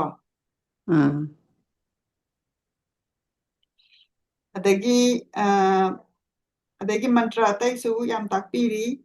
ꯁꯥꯂꯥꯒ꯭ꯔꯥꯃꯥ ꯍꯥꯏꯁꯦ ꯏꯃꯥ ꯁꯥꯂꯤꯒ꯭ꯔꯥꯝ ꯃꯁꯤꯁꯦ ꯃꯅꯤꯄꯨꯔꯗꯁꯨ ꯃꯁꯤꯒꯤ ꯑꯗꯨꯝ ꯑꯩꯈꯣꯏꯅ ꯇꯥꯟꯅꯈ꯭ꯔꯦꯅ ꯏꯃꯥꯅ ꯇꯥꯕꯤꯕ꯭ꯔꯥ ꯃꯁꯤꯁꯦ ꯁꯥꯂꯥꯒ꯭ꯔꯥꯃꯥ ꯄꯥꯏꯕ ꯃꯤ ꯑꯗꯒꯤ ꯁꯥꯂꯥꯒ꯭ꯔꯥꯃꯥ ꯂꯥꯠꯄ ꯃꯤ ꯁꯤꯁꯦ ꯑꯩꯈꯣꯏꯅ ꯑꯗꯨꯝ ꯋꯥꯔꯤꯗ ꯈꯔ ꯇꯥꯖꯈ꯭ꯔꯦ ꯇꯥꯈ꯭ꯔꯦ ꯑꯗꯨꯅ ꯑꯩꯈꯣꯏꯒꯤ ꯁꯥꯂꯥꯒ꯭ꯔꯥꯃꯥ ꯍꯥꯏꯁꯦ ꯀꯔꯤꯅꯣꯒ ꯃꯥꯁꯤ ꯁꯥꯂꯥꯒ꯭ꯔꯥꯃꯥ ꯂꯩ ꯍꯥꯏꯔꯗꯤ ꯃꯥꯒꯤ ꯅꯨꯡꯁꯤ ꯃꯁꯤ ꯕꯤꯁꯅꯨꯕꯨ ꯔꯤꯄ꯭ꯔꯖꯦꯟ ꯇꯧꯕ ꯅꯨꯡꯅꯦꯕ ꯑꯗꯩꯗꯅꯦ ꯕꯤꯁꯅꯨꯁꯦ ꯃꯇꯝ ꯑꯃꯗ ꯃꯥꯅ ꯀꯩꯅꯣꯝ ꯇꯧꯔꯨꯕꯗꯒꯤ ꯃꯥꯁꯦ ꯀꯔꯁ ꯇꯧꯈꯤꯕ ꯑꯗꯨꯀꯥꯟꯗꯨꯗ ꯃꯥꯁꯦ ꯅꯨꯡ ꯑꯣꯏꯅ ꯒꯟꯗꯥꯀꯤ ꯔꯤꯚꯔꯁꯤꯗ ꯂꯩꯔꯨꯔꯣꯅ ꯀꯔꯤ ꯔꯤꯚꯔ ꯍꯥꯏꯕ ꯒꯟꯗꯥꯀꯤꯁꯤꯒꯤ ꯔꯤꯚꯔꯁꯦ ꯍꯧꯖꯤꯛꯀꯤ ꯔꯤꯚꯔꯗ ꯀꯩꯅꯣꯁꯦ ꯑꯩꯈꯣꯏ ꯑꯝꯇꯪ ꯊꯤꯒꯠꯃꯤꯟꯅꯁꯤ ꯑꯗꯨ ꯄꯥꯝ ꯑꯗꯨꯒ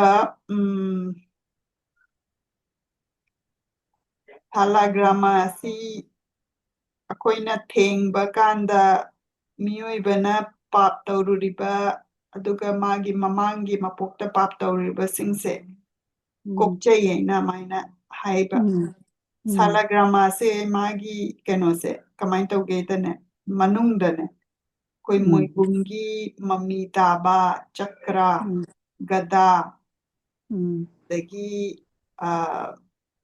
ꯂꯣꯇꯁ ꯁꯨꯃꯥꯏꯅ ꯃꯅꯨꯡꯗ ꯑꯗꯨꯃꯥꯏꯅ ꯇꯥꯕꯁꯦ ꯑꯩꯅꯁꯨ ꯎꯖꯔꯦꯕꯁꯦ ꯑꯩꯅ ꯊꯤꯒꯠꯄ ꯁꯥꯂꯤꯒ꯭ꯔꯥꯝꯁꯦ ꯀꯥꯟꯗ ꯑꯗꯨꯒ ꯃꯥꯒꯤ ꯃꯅꯨꯡꯗ ꯏꯃꯦꯖꯁꯦ ꯑꯗꯨꯃꯥꯏꯅ ꯂꯩꯕ ꯑꯗꯨꯅ ꯆꯀ꯭ꯔꯥ ꯑꯗꯒꯤ ꯑꯩꯈꯣꯏꯅ ꯃꯣꯏꯕꯨꯡ ꯑꯗꯒꯤ ꯂꯩ ꯊꯝꯕꯥꯜ ꯀꯣ ꯑꯗꯩ ꯒꯗꯥ ꯑꯗꯒꯤ ꯀꯣꯛꯇ ꯁꯪꯈ ꯆꯀ꯭ꯔ ꯒꯗꯥ ꯄꯔꯕꯅ ꯂꯩꯇꯦꯡꯕꯁꯤ ꯃꯍꯥꯗꯦꯕ ꯅꯠꯇ꯭ꯔꯣ ꯀꯣꯛꯇ ꯁꯪꯈ ꯆꯀ꯭ꯔ ꯒꯗꯥ ꯄꯔꯕꯅ ꯂꯩꯇꯦꯡꯕ ꯂꯥꯏꯁꯤ ꯀꯔꯤ ꯂꯥꯏꯅꯣ ꯁꯪꯈ ꯍꯥꯏꯗꯤ ꯀꯩꯅꯣ ꯃꯣꯏꯕꯨꯡꯅꯦꯕ ꯃꯈꯨꯠꯇ ꯄꯥꯏꯕꯅꯦ ꯃꯥꯅꯤ ꯀꯣꯛꯇꯗꯤ ꯑꯧ ꯈꯪꯗ꯭ꯔꯦ ꯑꯩ ꯆꯀ꯭ꯔꯒ ꯅꯠꯇꯦ ꯅꯠꯇꯦ ꯒꯗꯥꯒꯅꯦ ꯍꯧꯖꯤꯛꯀꯤꯗꯨꯗꯤ ꯂꯩꯒꯁꯦ ꯁꯤꯗꯤ ꯕꯤꯁꯅꯨꯅꯦꯕ ꯑꯥ ꯑꯗꯨꯒ ꯃꯍꯥꯗꯦꯕꯗꯤ ꯃꯥꯏ ꯃꯀꯣꯛꯇꯨꯗ ꯊꯥꯅꯦꯕ ꯊꯥ ꯃꯆꯦꯠ ꯑꯃ ꯂꯩꯗꯣ ꯃꯥꯅ ꯊꯥ ꯀꯟꯈꯤꯕꯒꯤ ꯋꯥꯔꯤꯅꯦꯕ ꯑꯣ ꯑꯗꯨꯒꯤꯗꯨꯃ ꯑꯩꯈꯣꯏꯅ ꯋꯥꯔꯤ ꯑꯃ ꯄꯨꯔꯥꯅ ꯁꯤꯕ ꯄꯨꯔꯥꯅꯥꯗ ꯍꯥꯏꯔꯛꯑꯒꯅꯤ ꯃꯍꯥꯗꯦꯕꯒꯤ ꯃꯀꯣꯛꯁꯦ ꯁꯤꯗꯩꯁꯤꯗꯅꯦ ꯊꯥꯁꯤꯁꯦ ꯄꯨꯔꯥ ꯊꯥꯁꯦ ꯃꯨꯠꯈꯤꯗꯣꯔꯀꯥꯟꯗ ꯃꯥꯅ ꯀꯟꯕꯅꯦꯕ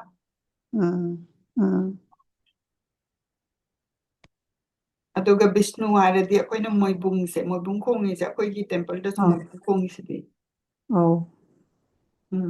ꯑꯗꯨꯅ ꯁꯨꯃꯥꯏꯅ ꯇꯧꯗꯅ ꯃꯥꯒꯤ ꯄꯥꯏꯕ ꯈꯣꯠꯄ ꯑꯗꯨꯒꯨꯝꯕꯒꯤ ꯒꯤ ꯃꯇꯨꯡ ꯏꯟꯅ ꯑꯩꯈꯣꯏꯅ ꯃꯥꯏ ꯑꯦꯅꯔꯖꯤꯗꯨꯁꯨ ꯈꯪꯕ ꯂꯥꯏꯒꯤ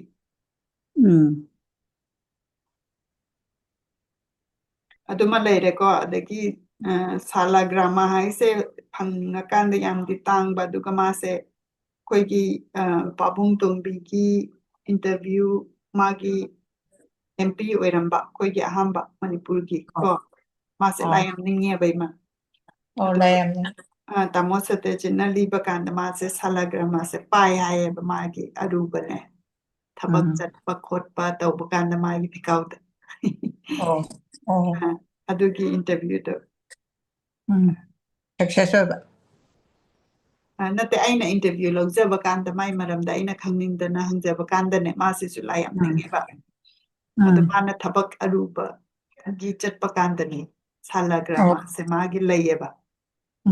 ꯑꯗꯨꯗꯣ ꯃꯉꯣꯟꯗ ꯃꯥꯏ ꯐꯤꯀꯥꯎꯗ ꯑꯗꯨꯝ ꯄꯨꯔꯒ ꯀꯩꯅꯣ ꯂꯥꯠꯆꯕ ꯑꯗꯣ ꯃꯥꯅ ꯑꯗꯨ ꯂꯥꯠꯄꯗꯨꯗꯗꯤ ꯃꯤ ꯊꯦꯡꯕ ꯌꯥꯗꯕ ꯑꯗꯒꯤ ꯁꯦꯡꯅ ꯂꯩꯒꯗꯕ ꯑꯗꯨꯒꯨꯝꯕꯒꯤ ꯅꯤꯌꯣꯝ ꯂꯩꯌꯦꯕ ꯑꯗꯨ ꯑꯩꯈꯣꯏꯒꯤ ꯃꯅꯤꯄꯨꯔꯗꯁꯨ ꯌꯥꯝꯅ ꯕꯤꯁꯅꯨ ꯅꯤꯡꯖꯕ ꯑꯗꯒꯤ ꯃꯥꯅ ꯕꯦꯗꯥꯁꯀꯤ ꯃꯔꯝꯗ ꯈꯪꯉꯒꯗꯤ ꯃꯥꯅ ꯇꯧꯖꯕ ꯊꯕꯛꯇꯣ ꯑꯗꯨ ꯃꯪꯒꯣꯟ ꯄꯤꯅꯕꯤꯕ ꯍꯥꯏꯇꯥꯔꯦꯀꯣ ꯑꯗꯨꯝ ꯂꯥꯏꯗ ꯅꯤꯡꯉꯒ ꯁꯔꯦꯟꯗꯔ ꯇꯧꯔꯀꯥꯟꯗ ꯂꯥꯏꯗꯨꯅ ꯇꯧꯋꯦꯅ ꯍꯥꯏꯔꯛꯏꯅꯦꯅ ꯑꯗꯨꯃꯥꯏꯅ ꯈꯟꯖꯕꯗꯣ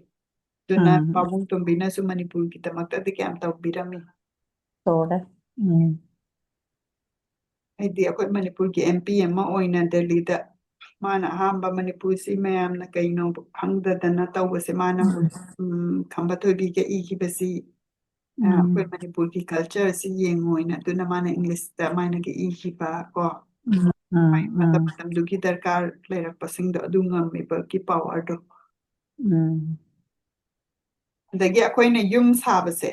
ꯁꯤꯗꯒꯤ ꯃꯔꯝꯗ ꯑꯃꯨꯛ ꯈꯤꯇꯪ ꯏꯕꯤꯔꯝꯃꯦ ꯌꯨꯝ ꯁꯥꯕꯁꯤꯗꯩꯁꯤꯗ ꯑꯩꯈꯣꯏꯅ ꯐꯥꯎꯟꯗꯦꯁꯟꯁꯤ ꯇꯧꯕ ꯀꯥꯟꯗꯅꯦ ꯑꯩꯈꯣꯏꯒꯤ ꯂꯥꯏ ꯈꯣꯏꯔꯝꯕꯁꯦ ꯃꯁꯤꯒꯤ ꯃꯇꯝꯁꯤꯗ ꯂꯥꯏ 32 ꯈꯣꯏꯔꯝꯃꯦ ꯀꯣ ꯑꯗꯨ ꯂꯥꯏ 32ꯒꯤ ꯃꯃꯤꯡꯁꯦ ꯃꯁꯤꯗ ꯑꯣꯏꯅ ꯄꯟꯕꯤꯔꯝꯃꯤ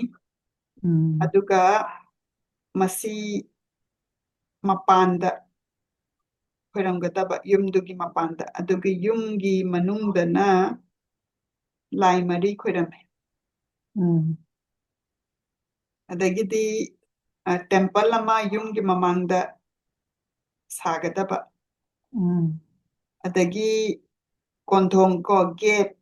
ꯑꯗꯒꯤ ꯑꯩꯈꯣꯏꯒꯤ ꯌꯨꯝꯒꯤ ꯊꯣꯡ ꯗꯣꯔ ꯁꯤꯗꯩꯁꯤꯗ ꯏꯁꯇ ꯑꯣꯟꯕ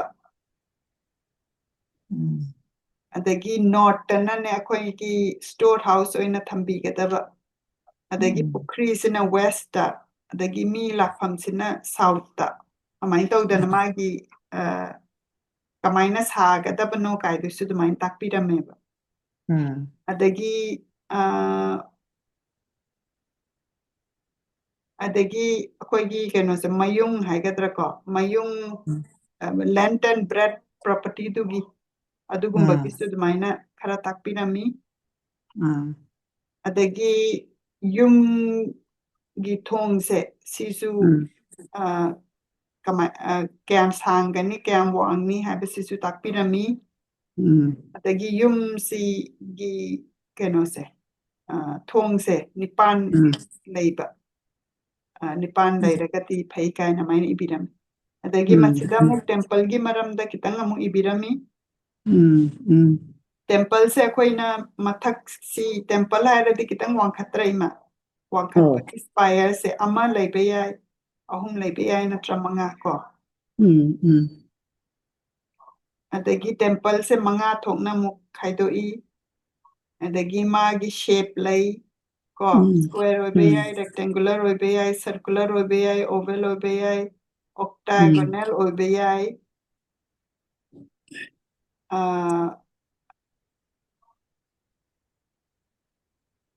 ꯑꯗꯒꯤꯗꯤ ꯇꯦꯝꯄꯜꯁꯤꯒꯤ ꯃꯃꯥꯡꯗ ꯑꯩꯈꯣꯏꯅ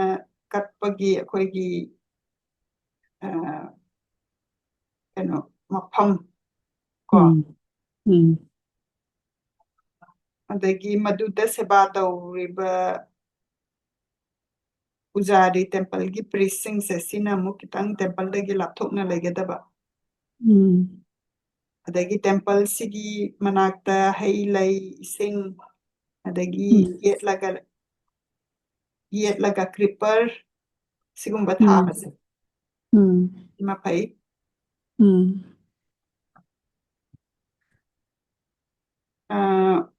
ꯑꯗꯒꯤ ꯕꯔꯅꯥꯁ꯭ꯔꯃ ꯙꯔꯃ ꯁꯤ ꯑꯩꯈꯣꯏꯅ ꯃꯤꯑꯣꯏꯕꯁꯦ ꯀ꯭ꯂꯥꯁ 3 ꯈꯥꯏꯗꯣꯛꯄꯗꯣ ꯑꯗꯨ ꯂꯩꯈ꯭ꯔꯦ ꯑꯗꯨꯒ ꯑꯩꯈꯣꯏꯅ ꯃꯤ ꯑꯣꯏꯅ ꯍꯤꯡꯉꯕ ꯃꯇꯨꯡꯗ ꯑꯩꯈꯣꯏꯒꯤ ꯂꯥꯏꯐꯀꯤ ꯁ꯭ꯇꯦꯖꯁꯦ 3 ꯊꯣꯛꯅꯁꯨ ꯑꯃꯨꯛ ꯈꯥꯏꯗꯣꯛꯄ ꯑꯗꯨꯅ ꯕ꯭ꯔꯍꯃꯅꯒꯤ ꯗ꯭ꯌꯨꯇꯤꯅ ꯑꯩꯈꯣꯏ ꯂꯥꯏ ꯈꯣꯏꯔꯝꯕ ꯃꯌꯥꯝꯗ ꯇꯥꯛꯄꯤꯕ ꯑꯗꯒꯤ ꯂꯥꯏꯒꯤ ꯇꯤꯟꯒꯤ ꯃꯔꯝꯗ ꯑꯩꯈꯣꯏꯅ ꯍꯦꯟꯅ ꯊꯤꯖꯤꯜꯂꯀꯥꯟꯗ ꯃꯌꯥꯝꯗ ꯇꯥꯛꯄꯤꯕ ꯁꯇ꯭ꯔꯤꯌꯥꯒ ꯚꯩꯁ꯭ꯌꯁꯤꯡꯁꯤꯅ ꯑꯃꯨꯛ ꯃꯌꯥꯝꯗ ꯀꯠꯄ ꯑꯗꯒꯤ ꯄꯥꯕ ꯂꯥꯏꯔꯤꯛ ꯄꯥꯕ ꯑꯗꯒꯤ ꯁꯇ꯭ꯔꯤꯌꯥꯁꯤꯡꯁꯤꯅꯗꯤ ꯑꯩꯈꯣꯏꯒꯤ ꯂꯩꯕꯥꯛ ꯉꯥꯛꯄ ꯚꯩꯁ꯭ꯌꯁꯤꯡꯁꯤꯅ ꯂꯧꯎ ꯁꯤꯡꯎꯕ ꯑꯗꯒꯤ ꯁꯨꯗ꯭ꯔꯁꯤꯡꯁꯤꯅ ꯑꯥꯔꯇꯤꯁꯟꯒꯤ ꯋꯔꯛ ꯇꯧꯔꯒ ꯃꯌꯥꯝꯒꯤ ꯁꯦꯕꯥ ꯇꯧꯕ ꯑꯗꯒꯤ ꯃꯤꯑꯣꯏꯕ ꯑꯃꯒꯤ ꯄꯨꯟꯁꯤꯒꯤ ꯁ꯭ꯇꯦꯖꯁꯦ ꯁꯤꯗ ꯑꯍꯥꯟꯕꯗ ꯕ꯭ꯔꯍ꯭ꯃꯆꯥꯔꯤꯌ ꯑꯣꯏꯅ ꯍꯤꯡꯕ ꯍꯥꯏꯕꯗꯤ ꯁ꯭ꯇꯨꯗꯦꯟ ꯑꯣꯏꯅ ꯀꯣ ꯑꯗꯨ ꯃꯇꯝꯗꯨꯗꯗꯤ ꯇꯝꯕꯒꯤ ꯃꯇꯝ ꯑꯣꯏꯕ ꯑꯗꯨꯒ ꯑꯣꯖꯥꯁꯤꯗ ꯑꯣꯖꯥꯕꯨ ꯑꯣꯖꯥꯁꯤꯕꯨ ꯁꯦꯕꯥ ꯇꯧꯔꯀꯥꯟꯗ ꯇꯝꯗꯣꯔꯤꯕꯅꯤ ꯑꯗꯨꯒ ꯃꯥꯒꯤ ꯆꯥꯅꯅꯕꯁꯤꯅ ꯃꯌꯥꯝꯗꯒꯤ ꯅꯤꯔꯒ ꯆꯥꯕ ꯃꯇꯝ ꯑꯣꯏꯕ ꯑꯗꯒꯤ ꯃꯊꯪꯁꯤꯅ ꯒ꯭ꯔꯍꯁꯊ꯭ꯌ ꯍꯥꯏꯕꯗꯤ ꯌꯨꯝ ꯑꯃ ꯄꯥꯟꯕꯒꯤ ꯃꯇꯝ ꯌꯨꯝ ꯄꯥꯟꯕꯗꯤ ꯒ꯭ꯔꯍꯁꯊ ꯑꯥꯁ꯭ꯔꯝ ꯍꯥꯏꯁꯦ ꯑꯗꯒꯤ ꯌꯨꯝ ꯄꯥꯟꯕ ꯃꯇꯝꯁꯤꯗꯅ ꯑꯩꯈꯣꯏꯅ ꯃꯌꯥꯝꯗ ꯀꯠꯄ ꯂꯥꯏ ꯅꯤꯡꯕ ꯑꯗꯒꯤ ꯃꯤ ꯒꯦꯁ ꯂꯥꯛꯄꯕꯨ ꯁꯔꯚ ꯇꯧꯕ ꯑꯗꯒꯤ ꯚꯅꯄ꯭ꯔꯁꯊ ꯍꯥꯏꯁꯤꯅ ꯎꯃꯪꯗ ꯆꯠꯂꯒ ꯂꯩꯕꯒꯤ ꯁ꯭ꯇꯦꯖ ꯃꯁꯤꯗꯅ ꯎꯃꯪꯗ ꯆꯠꯂꯒ ꯍꯩ ꯂꯩ ꯔꯨꯠꯇ ꯍꯤꯡꯕ ꯃꯁꯤꯒꯤ ꯃꯇꯝꯁꯤꯗ ꯚꯦꯗꯥꯁ ꯄꯥꯕ ꯀꯣ ꯑꯗꯨꯒ ꯇꯄꯁ꯭ꯌꯥ ꯇꯧꯕ ꯅꯤꯡꯕ ꯂꯥꯏꯒꯤ ꯂꯝꯗ ꯆꯪꯉꯛꯑꯣ ꯍꯥꯏꯕꯅꯤꯗ ꯑꯍꯨꯝꯁꯨꯕ ꯁ꯭ꯇꯦꯖꯁꯤꯗꯗꯤ ꯑꯗꯒꯤ ꯐꯥꯏꯅꯦꯜ ꯁ꯭ꯇꯦꯖꯁꯦ ꯁꯤꯗꯅ ꯁꯟꯅ꯭ꯌꯥꯁ ꯂꯧꯕ ꯄꯨꯔꯥ ꯍꯔꯃꯤꯠ ꯑꯣꯏꯅꯅꯦ ꯃꯥꯁꯦ ꯌꯣꯒꯥ ꯁꯤ ꯇꯝꯃꯒ ꯃꯗꯨꯗꯩꯗꯨꯗ ꯑꯩꯈꯣꯏꯒꯤ ꯑꯥꯠꯃꯥꯁꯦ ꯁꯤꯁꯤꯒ ꯕ꯭ꯔꯍ꯭ꯃꯟ ꯍꯥꯏꯕꯗꯤ ꯂꯥꯏꯒꯤ ꯑꯥꯠꯃꯥꯁꯤꯒ ꯌꯨꯅꯤꯌꯟ ꯇꯧꯕ ꯉꯝꯕꯒꯤ ꯑꯗꯣꯝꯂꯣꯝꯗ ꯆꯪꯉꯛꯄꯀꯣ ꯑꯗꯨꯒꯤ ꯃꯇꯨꯡꯗꯗꯤ ꯆꯠꯂꯦꯗꯅ ꯊꯋꯥꯏꯁꯦ ꯊꯥꯗꯣꯛꯑꯒ ꯑꯗꯨꯅ ꯕ꯭ꯔꯍ꯭ꯃꯅꯅ ꯃꯥꯒꯤ ꯃꯊꯧꯁꯤ ꯐꯖꯅ ꯇꯧꯕ ꯁꯇ꯭ꯔꯤꯌꯥꯅ ꯃꯥꯏ ꯃꯊꯧꯁꯦ ꯐꯖꯅ ꯇꯧꯔꯒꯗꯤ ꯃꯥꯒꯤ ꯂꯩꯇ꯭ꯔꯕ ꯃꯇꯨꯡꯗ ꯃꯥꯅ ꯆꯠꯀꯗꯕ ꯃꯐꯝꯗꯣ ꯑꯗꯨꯗ ꯑꯗꯨꯝ ꯆꯠꯀꯅꯤ ꯍꯥꯏꯕꯀꯣ ꯑꯣꯀꯦ ꯑꯩꯈꯣꯏꯅꯅꯦ ꯅꯣꯡꯉꯥꯟꯕꯁꯦ ꯅꯣꯡꯉꯥꯜꯂꯀꯥꯟꯗ ꯑꯩꯈꯣꯏꯁꯤ ꯑꯍꯥꯟꯕꯗ ꯍꯦꯛ ꯍꯧꯒꯠꯄꯗ ꯏꯃꯥꯈꯣꯏꯁꯦ ꯈꯣꯏꯔꯝꯃꯤꯗꯅ ꯄ꯭ꯔꯤꯊꯤ ꯃꯆꯥ ꯈꯣꯏꯔꯝ ꯑꯩꯗꯤ ꯑꯩꯈꯣꯏꯅ ꯈꯣꯡꯁꯦ ꯂꯩꯕꯥꯛꯇ ꯇꯥꯗ꯭ꯔꯤꯉꯩꯗ ꯂꯥꯏꯕꯛ ꯀꯠꯂꯀꯥꯟꯗ ꯑꯩꯈꯣꯏꯁꯤ ꯊꯣꯛꯂꯛꯑꯀꯥꯟꯗ ꯑꯩꯈꯣꯏꯁꯦ ꯃꯊꯛꯇ ꯌꯦꯡꯈꯠꯂꯒ ꯑꯩꯈꯣꯏꯅ ꯑꯀꯥꯁꯇ ꯍꯥꯏꯇꯥꯔꯦ ꯑꯗꯨꯃꯥꯏꯅ ꯑꯍꯥꯟꯕꯒꯤꯁꯦ ꯌꯦꯡꯈꯠꯂꯒ ꯑꯗꯨꯃꯥꯏꯅ ꯈꯣꯏꯔꯝꯃꯦꯗꯅ ꯑꯩꯈꯣꯏꯁꯤ ꯗꯣꯟ ꯍꯥꯏꯁꯦ ꯑꯩꯈꯣꯏꯅ ꯅꯨꯃꯤꯠꯀ ꯊꯣꯛꯇ꯭ꯔꯤꯉꯩꯗꯅꯤꯀꯣ ꯅꯣꯡꯉꯥꯜꯂꯝꯗꯥꯏꯁꯦ ꯁꯤꯗꯩꯁꯤꯗ ꯃꯥꯅ ꯂꯥꯏ ꯕꯤꯁꯅꯨꯁꯤ ꯅꯤꯡꯁꯤꯡꯉꯀꯥꯟꯗꯅꯦ ꯃꯗꯨꯗ ꯍꯧꯒꯠꯂꯀꯥꯟꯗꯨꯗ ꯏꯔꯨꯖꯔꯣꯀꯣ ꯑꯌꯨꯛ ꯉꯟꯇꯥꯗꯨꯗ ꯑꯗꯨ ꯑꯣꯏꯇꯥꯔꯗꯤ ꯌꯥꯝꯅ ꯑꯩꯈꯣꯏꯒꯤ ꯄꯥꯞ ꯑꯩꯈꯣꯏꯒꯤ ꯏꯁꯥꯗ ꯌꯥꯎꯕꯁꯦ ꯃꯗꯨꯗꯨ ꯀ꯭ꯂꯤꯌꯔ ꯑꯣꯏ ꯍꯥꯏꯕ ꯑꯗꯨꯕꯨ ꯑꯩꯈꯣꯏꯅ ꯏꯔꯨꯖꯕꯁꯦ ꯃꯈꯜ 6ꯀꯤ ꯂꯩ ꯍꯥꯏꯔꯦꯀꯣ ꯗꯤꯐ꯭ꯔꯦꯟꯇ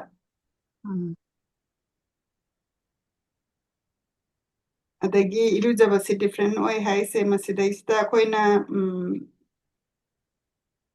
ꯃꯟꯇ꯭ꯔ ꯁꯣꯜꯂꯀꯥꯟꯗ ꯏꯁꯤꯡ ꯆꯥꯏꯕꯁꯦ ꯁꯤꯁꯨ ꯃꯈꯜ ꯑꯃꯅꯦꯕ ꯑꯗꯒꯤ ꯑꯩꯈꯣꯏꯅ ꯎꯠꯁꯤ ꯏꯁꯥꯗ ꯇꯩꯕꯁꯦ ꯁꯤꯁꯨ ꯃꯈꯜ ꯑꯃꯅꯤ ꯑꯗꯒꯤ ꯁꯟꯒꯤ ꯃꯊꯤꯅ ꯇꯩꯕꯁꯦ ꯁꯤꯃꯁꯨ ꯃꯈꯜ ꯑꯃꯅꯤ ꯑꯗꯒꯤ ꯑꯩꯈꯣꯏꯅ ꯅꯨꯡꯁꯥꯁꯦ ꯅꯨꯡꯁꯥꯁꯦ ꯑꯩꯈꯣꯏ ꯏꯁꯥꯗ ꯊꯦꯡꯍꯟꯕꯁꯦ ꯃꯁꯤꯁꯨ ꯃꯈꯜ ꯑꯃꯅꯤ ꯑꯗꯒꯤ ꯏꯁꯤꯡꯁꯦ ꯑꯩꯈꯣꯏꯅ ꯏꯔꯨꯖꯕꯁꯤꯅ ꯑꯩꯈꯣꯏꯅ ꯏꯔꯨꯖꯕ ꯈꯛꯇꯅꯦꯅ ꯈꯟꯕꯁꯦ ꯑꯩꯈꯣꯏꯅꯗꯤ ꯑꯗꯨꯃꯥꯏꯅ ꯏꯁꯤꯡ ꯈꯛꯇꯪꯅ ꯂꯨꯕꯅꯤꯅ ꯑꯗꯨꯃꯥꯏꯅ ꯈꯜꯂꯤꯗꯅ ꯑꯗ ꯃꯥꯅ ꯗꯤꯐ꯭ꯔꯦꯟꯗꯣ ꯍꯥꯏꯕꯤꯔꯛꯄꯒꯤ ꯋꯥꯅꯤ ꯑꯗꯒꯤ ꯑꯩꯈꯣꯏꯅ ꯃꯦꯗꯤꯇꯦꯠ ꯇꯧꯔꯒ ꯕꯤꯁꯅꯨꯗ ꯃꯦꯗꯤꯇꯦꯠ ꯇꯧꯕꯁꯦ ꯁꯤꯁꯨ ꯏꯔꯨꯖꯕ ꯃꯈꯜ ꯑꯃꯅꯦꯕ ꯌꯣꯒꯤꯇꯥ ꯄꯥꯠ ꯀꯧꯋꯦ adagi akoina ya thinba khotpada east lomda face tawraga thillo hai ya thinbase adagi akoina dharma ngakpasida akoina leija base mayamda dum kathokpa dan tawba ko akoina dan tawbase mingonda dan tawbasi aina mangondagi kaimta expect tawdanane aigi leijabado dum katpa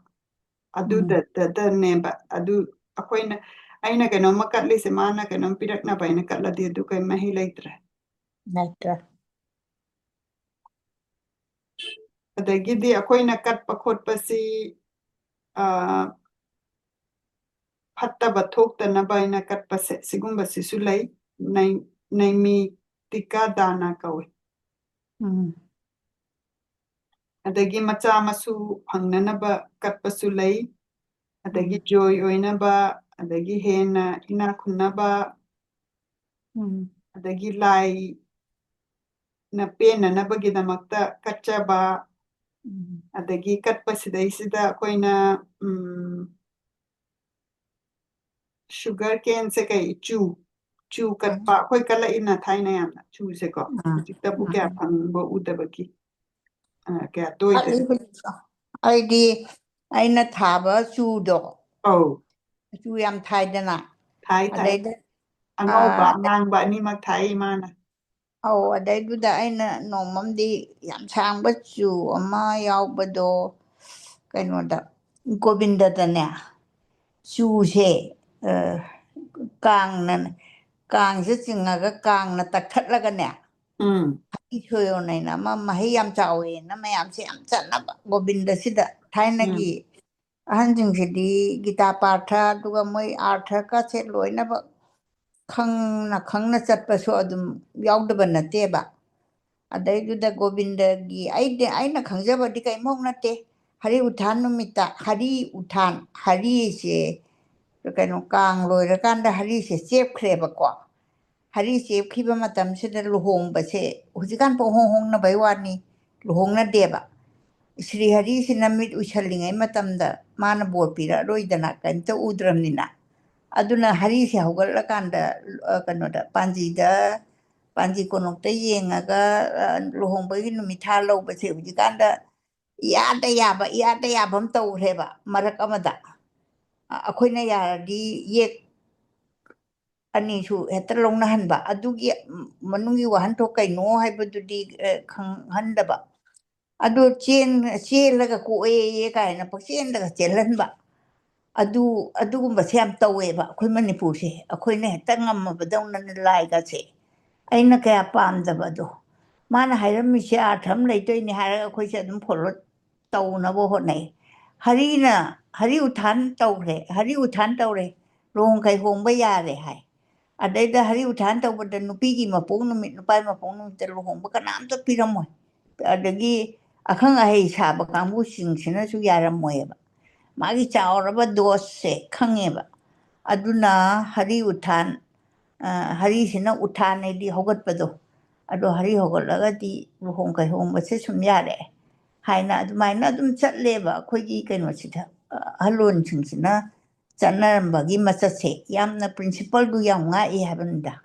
adu hujikanσina yek longnarasu yare sairuktina baisina kaino adu yam phajana iramme moise adu generation tare phau longnaroi dobani kaina akhoi blood mix tawkrakanda akoina muk poklakpa angangse masida muk adugi duneba moi hai leba effect leba aduna adai angangse he poka siba hingba ngamdaba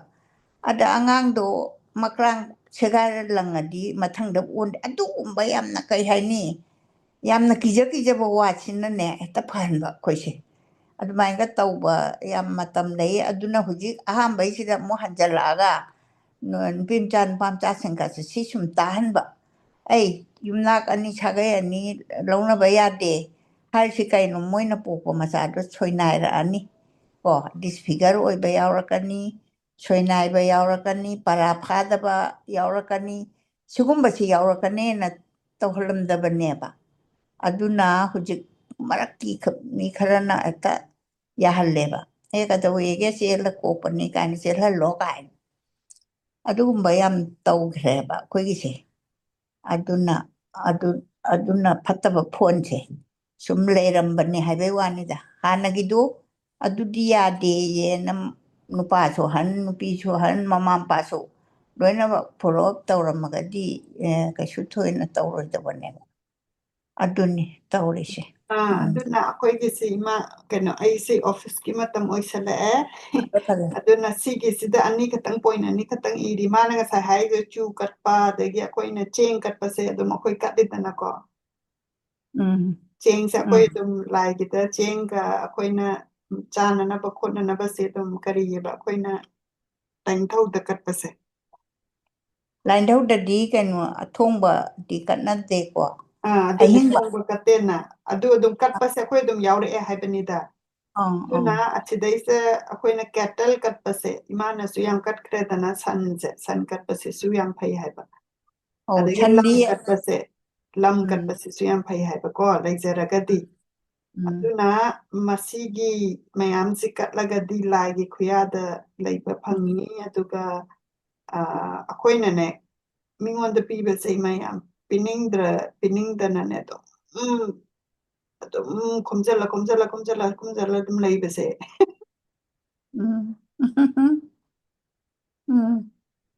ꯀꯩꯅꯣ ꯃꯤꯉꯣꯟꯗ ꯀꯩꯝꯇ ꯀꯠꯅꯤꯡꯗꯕꯁꯦ ꯁꯤꯁꯦ ꯃꯊꯪꯒꯤ ꯃꯄꯣꯛꯇꯅꯦ ꯎꯆꯦꯛ ꯑꯣꯏꯅ ꯄꯣꯛꯑꯦ ꯃꯁꯤ ꯍꯥꯏꯔꯒ ꯉꯁꯤꯒꯤꯗꯤ ꯒꯔꯨꯗ ꯄꯨꯔꯥꯅ ꯑꯁꯤ ꯃꯁꯤ ꯃꯆꯥꯅꯤꯀꯣ ꯑꯆꯧꯕꯗꯨ ꯄꯥꯔꯛꯑꯀꯥꯟꯗ ꯅꯨꯡꯉꯥꯏꯅꯤꯗ ꯃꯆꯥꯒꯨꯝꯕꯁꯦ ꯄꯥꯔꯀꯥꯟꯗꯅ ꯃꯥꯏ ꯑꯥꯏꯗꯤꯌꯥꯗꯨ ꯄꯤꯔꯛꯏꯗꯅ ꯑꯗꯨꯅ ꯃꯁꯤ ꯍꯌꯦꯡꯗꯤ ꯏꯃꯥ ꯏꯕꯥꯅꯤ ꯑꯗꯒꯤ ꯌꯦꯡꯕꯤꯔꯤꯕꯅ ꯀꯩꯒꯨꯝꯕ ꯑꯩꯈꯣꯏ ꯃꯪꯒꯣꯟ ꯂꯩꯔꯒꯗꯤ ꯃꯁꯤ ꯑꯗꯨꯝ ꯑꯣꯐꯂꯥꯏꯟꯗ ꯇꯥꯕꯤꯕꯅ ꯑꯗꯨꯝ ꯇꯥꯕꯤꯌꯨ ꯑꯗꯨꯒ ꯑꯩꯈꯣꯏꯅ ꯂꯥꯏꯚ ꯇꯧꯕꯗ ꯌꯥꯎꯒꯦ ꯍꯥꯏꯔꯒꯗꯤ ꯑꯗꯨꯝ ꯏꯃꯦꯜ ꯊꯥꯕꯤꯔꯛꯑꯣ ꯑꯩꯈꯣꯏ ꯖꯨꯝ ꯀꯣꯜꯁꯤ ꯏꯟꯚꯥꯏꯠꯇ ꯌꯥꯎꯖꯔꯛꯀꯦ ꯄꯨꯟꯅ ꯁꯣꯟꯃꯤꯟꯅꯁꯤ ꯍꯥꯏꯔꯒ ꯉꯁꯤꯒꯤꯗꯤ ꯂꯣꯏꯁꯤꯟꯖꯔꯒꯦ ꯏꯃꯥꯕꯨ ꯈꯨꯔꯨꯝꯖꯔꯤ ꯃꯪꯒꯣꯟ ꯑꯣꯏꯔꯣ ꯏꯆꯥꯁꯨ ꯏꯁꯣꯔ ꯁꯣꯟꯕꯗ ꯏꯕꯥꯅꯤ ꯑꯗꯨꯝ ꯑꯩꯅ ꯍꯦꯛ ꯉꯝꯃꯤꯕ ꯃꯤꯀꯨꯞꯇꯨꯐꯥꯎ ꯁꯣꯟꯃꯤꯟꯅꯈꯤꯁꯤ ꯄꯨꯝꯅꯃꯛꯄꯨꯁꯨ ꯈꯣꯏꯔꯝꯖꯔꯤ ꯑꯁ ꯌꯥꯝ ꯅꯨꯡꯉꯥꯏꯖꯥꯅꯤ ꯃꯁꯤ ꯂꯥꯏꯔꯤꯛ ꯃꯌꯥꯝꯁꯦ ꯑꯩꯅ ꯅꯨꯡꯉꯥꯏꯗꯅ ꯍꯧꯖꯤꯛꯇꯤ ꯑꯃꯨꯛ ꯃꯆꯥ ꯃꯆꯥꯁꯦ ꯄꯥꯕꯗꯒꯤ ꯑꯆꯧꯕꯗꯣ ꯑꯃꯨꯛ ꯂꯧꯔꯦꯕ ꯑꯗꯨꯅ ꯃꯗꯨꯗ ꯌꯥꯎꯔꯝꯃꯤꯕ ꯂꯟ ꯃꯌꯥꯝꯁꯦ ꯑꯩꯈꯣꯏꯅ ꯈꯪꯕꯗ ꯀꯥꯟꯅꯕ ꯑꯃ ꯑꯣꯏꯒꯅꯤ ꯍꯥꯏꯅ ꯈꯟꯖꯩ ꯑꯗꯨꯅ ꯉꯁꯤꯒꯤꯗꯤ ꯄ꯭ꯔꯣꯒ꯭ꯔꯥꯝ ꯑꯁꯤ ꯂꯣꯏꯁꯤꯟꯖꯔꯒꯦ ꯖय श्री कृष्ण हरे कृष्ण कृष्ण कृष्ण कृष्ण हरे श्री अद्वैत गदाधर शिवासादि गौर भक्त वृंद हरे कृष्ण कृष्ण कृष्ण हरे हरे हरे राम राम राम हरे हरे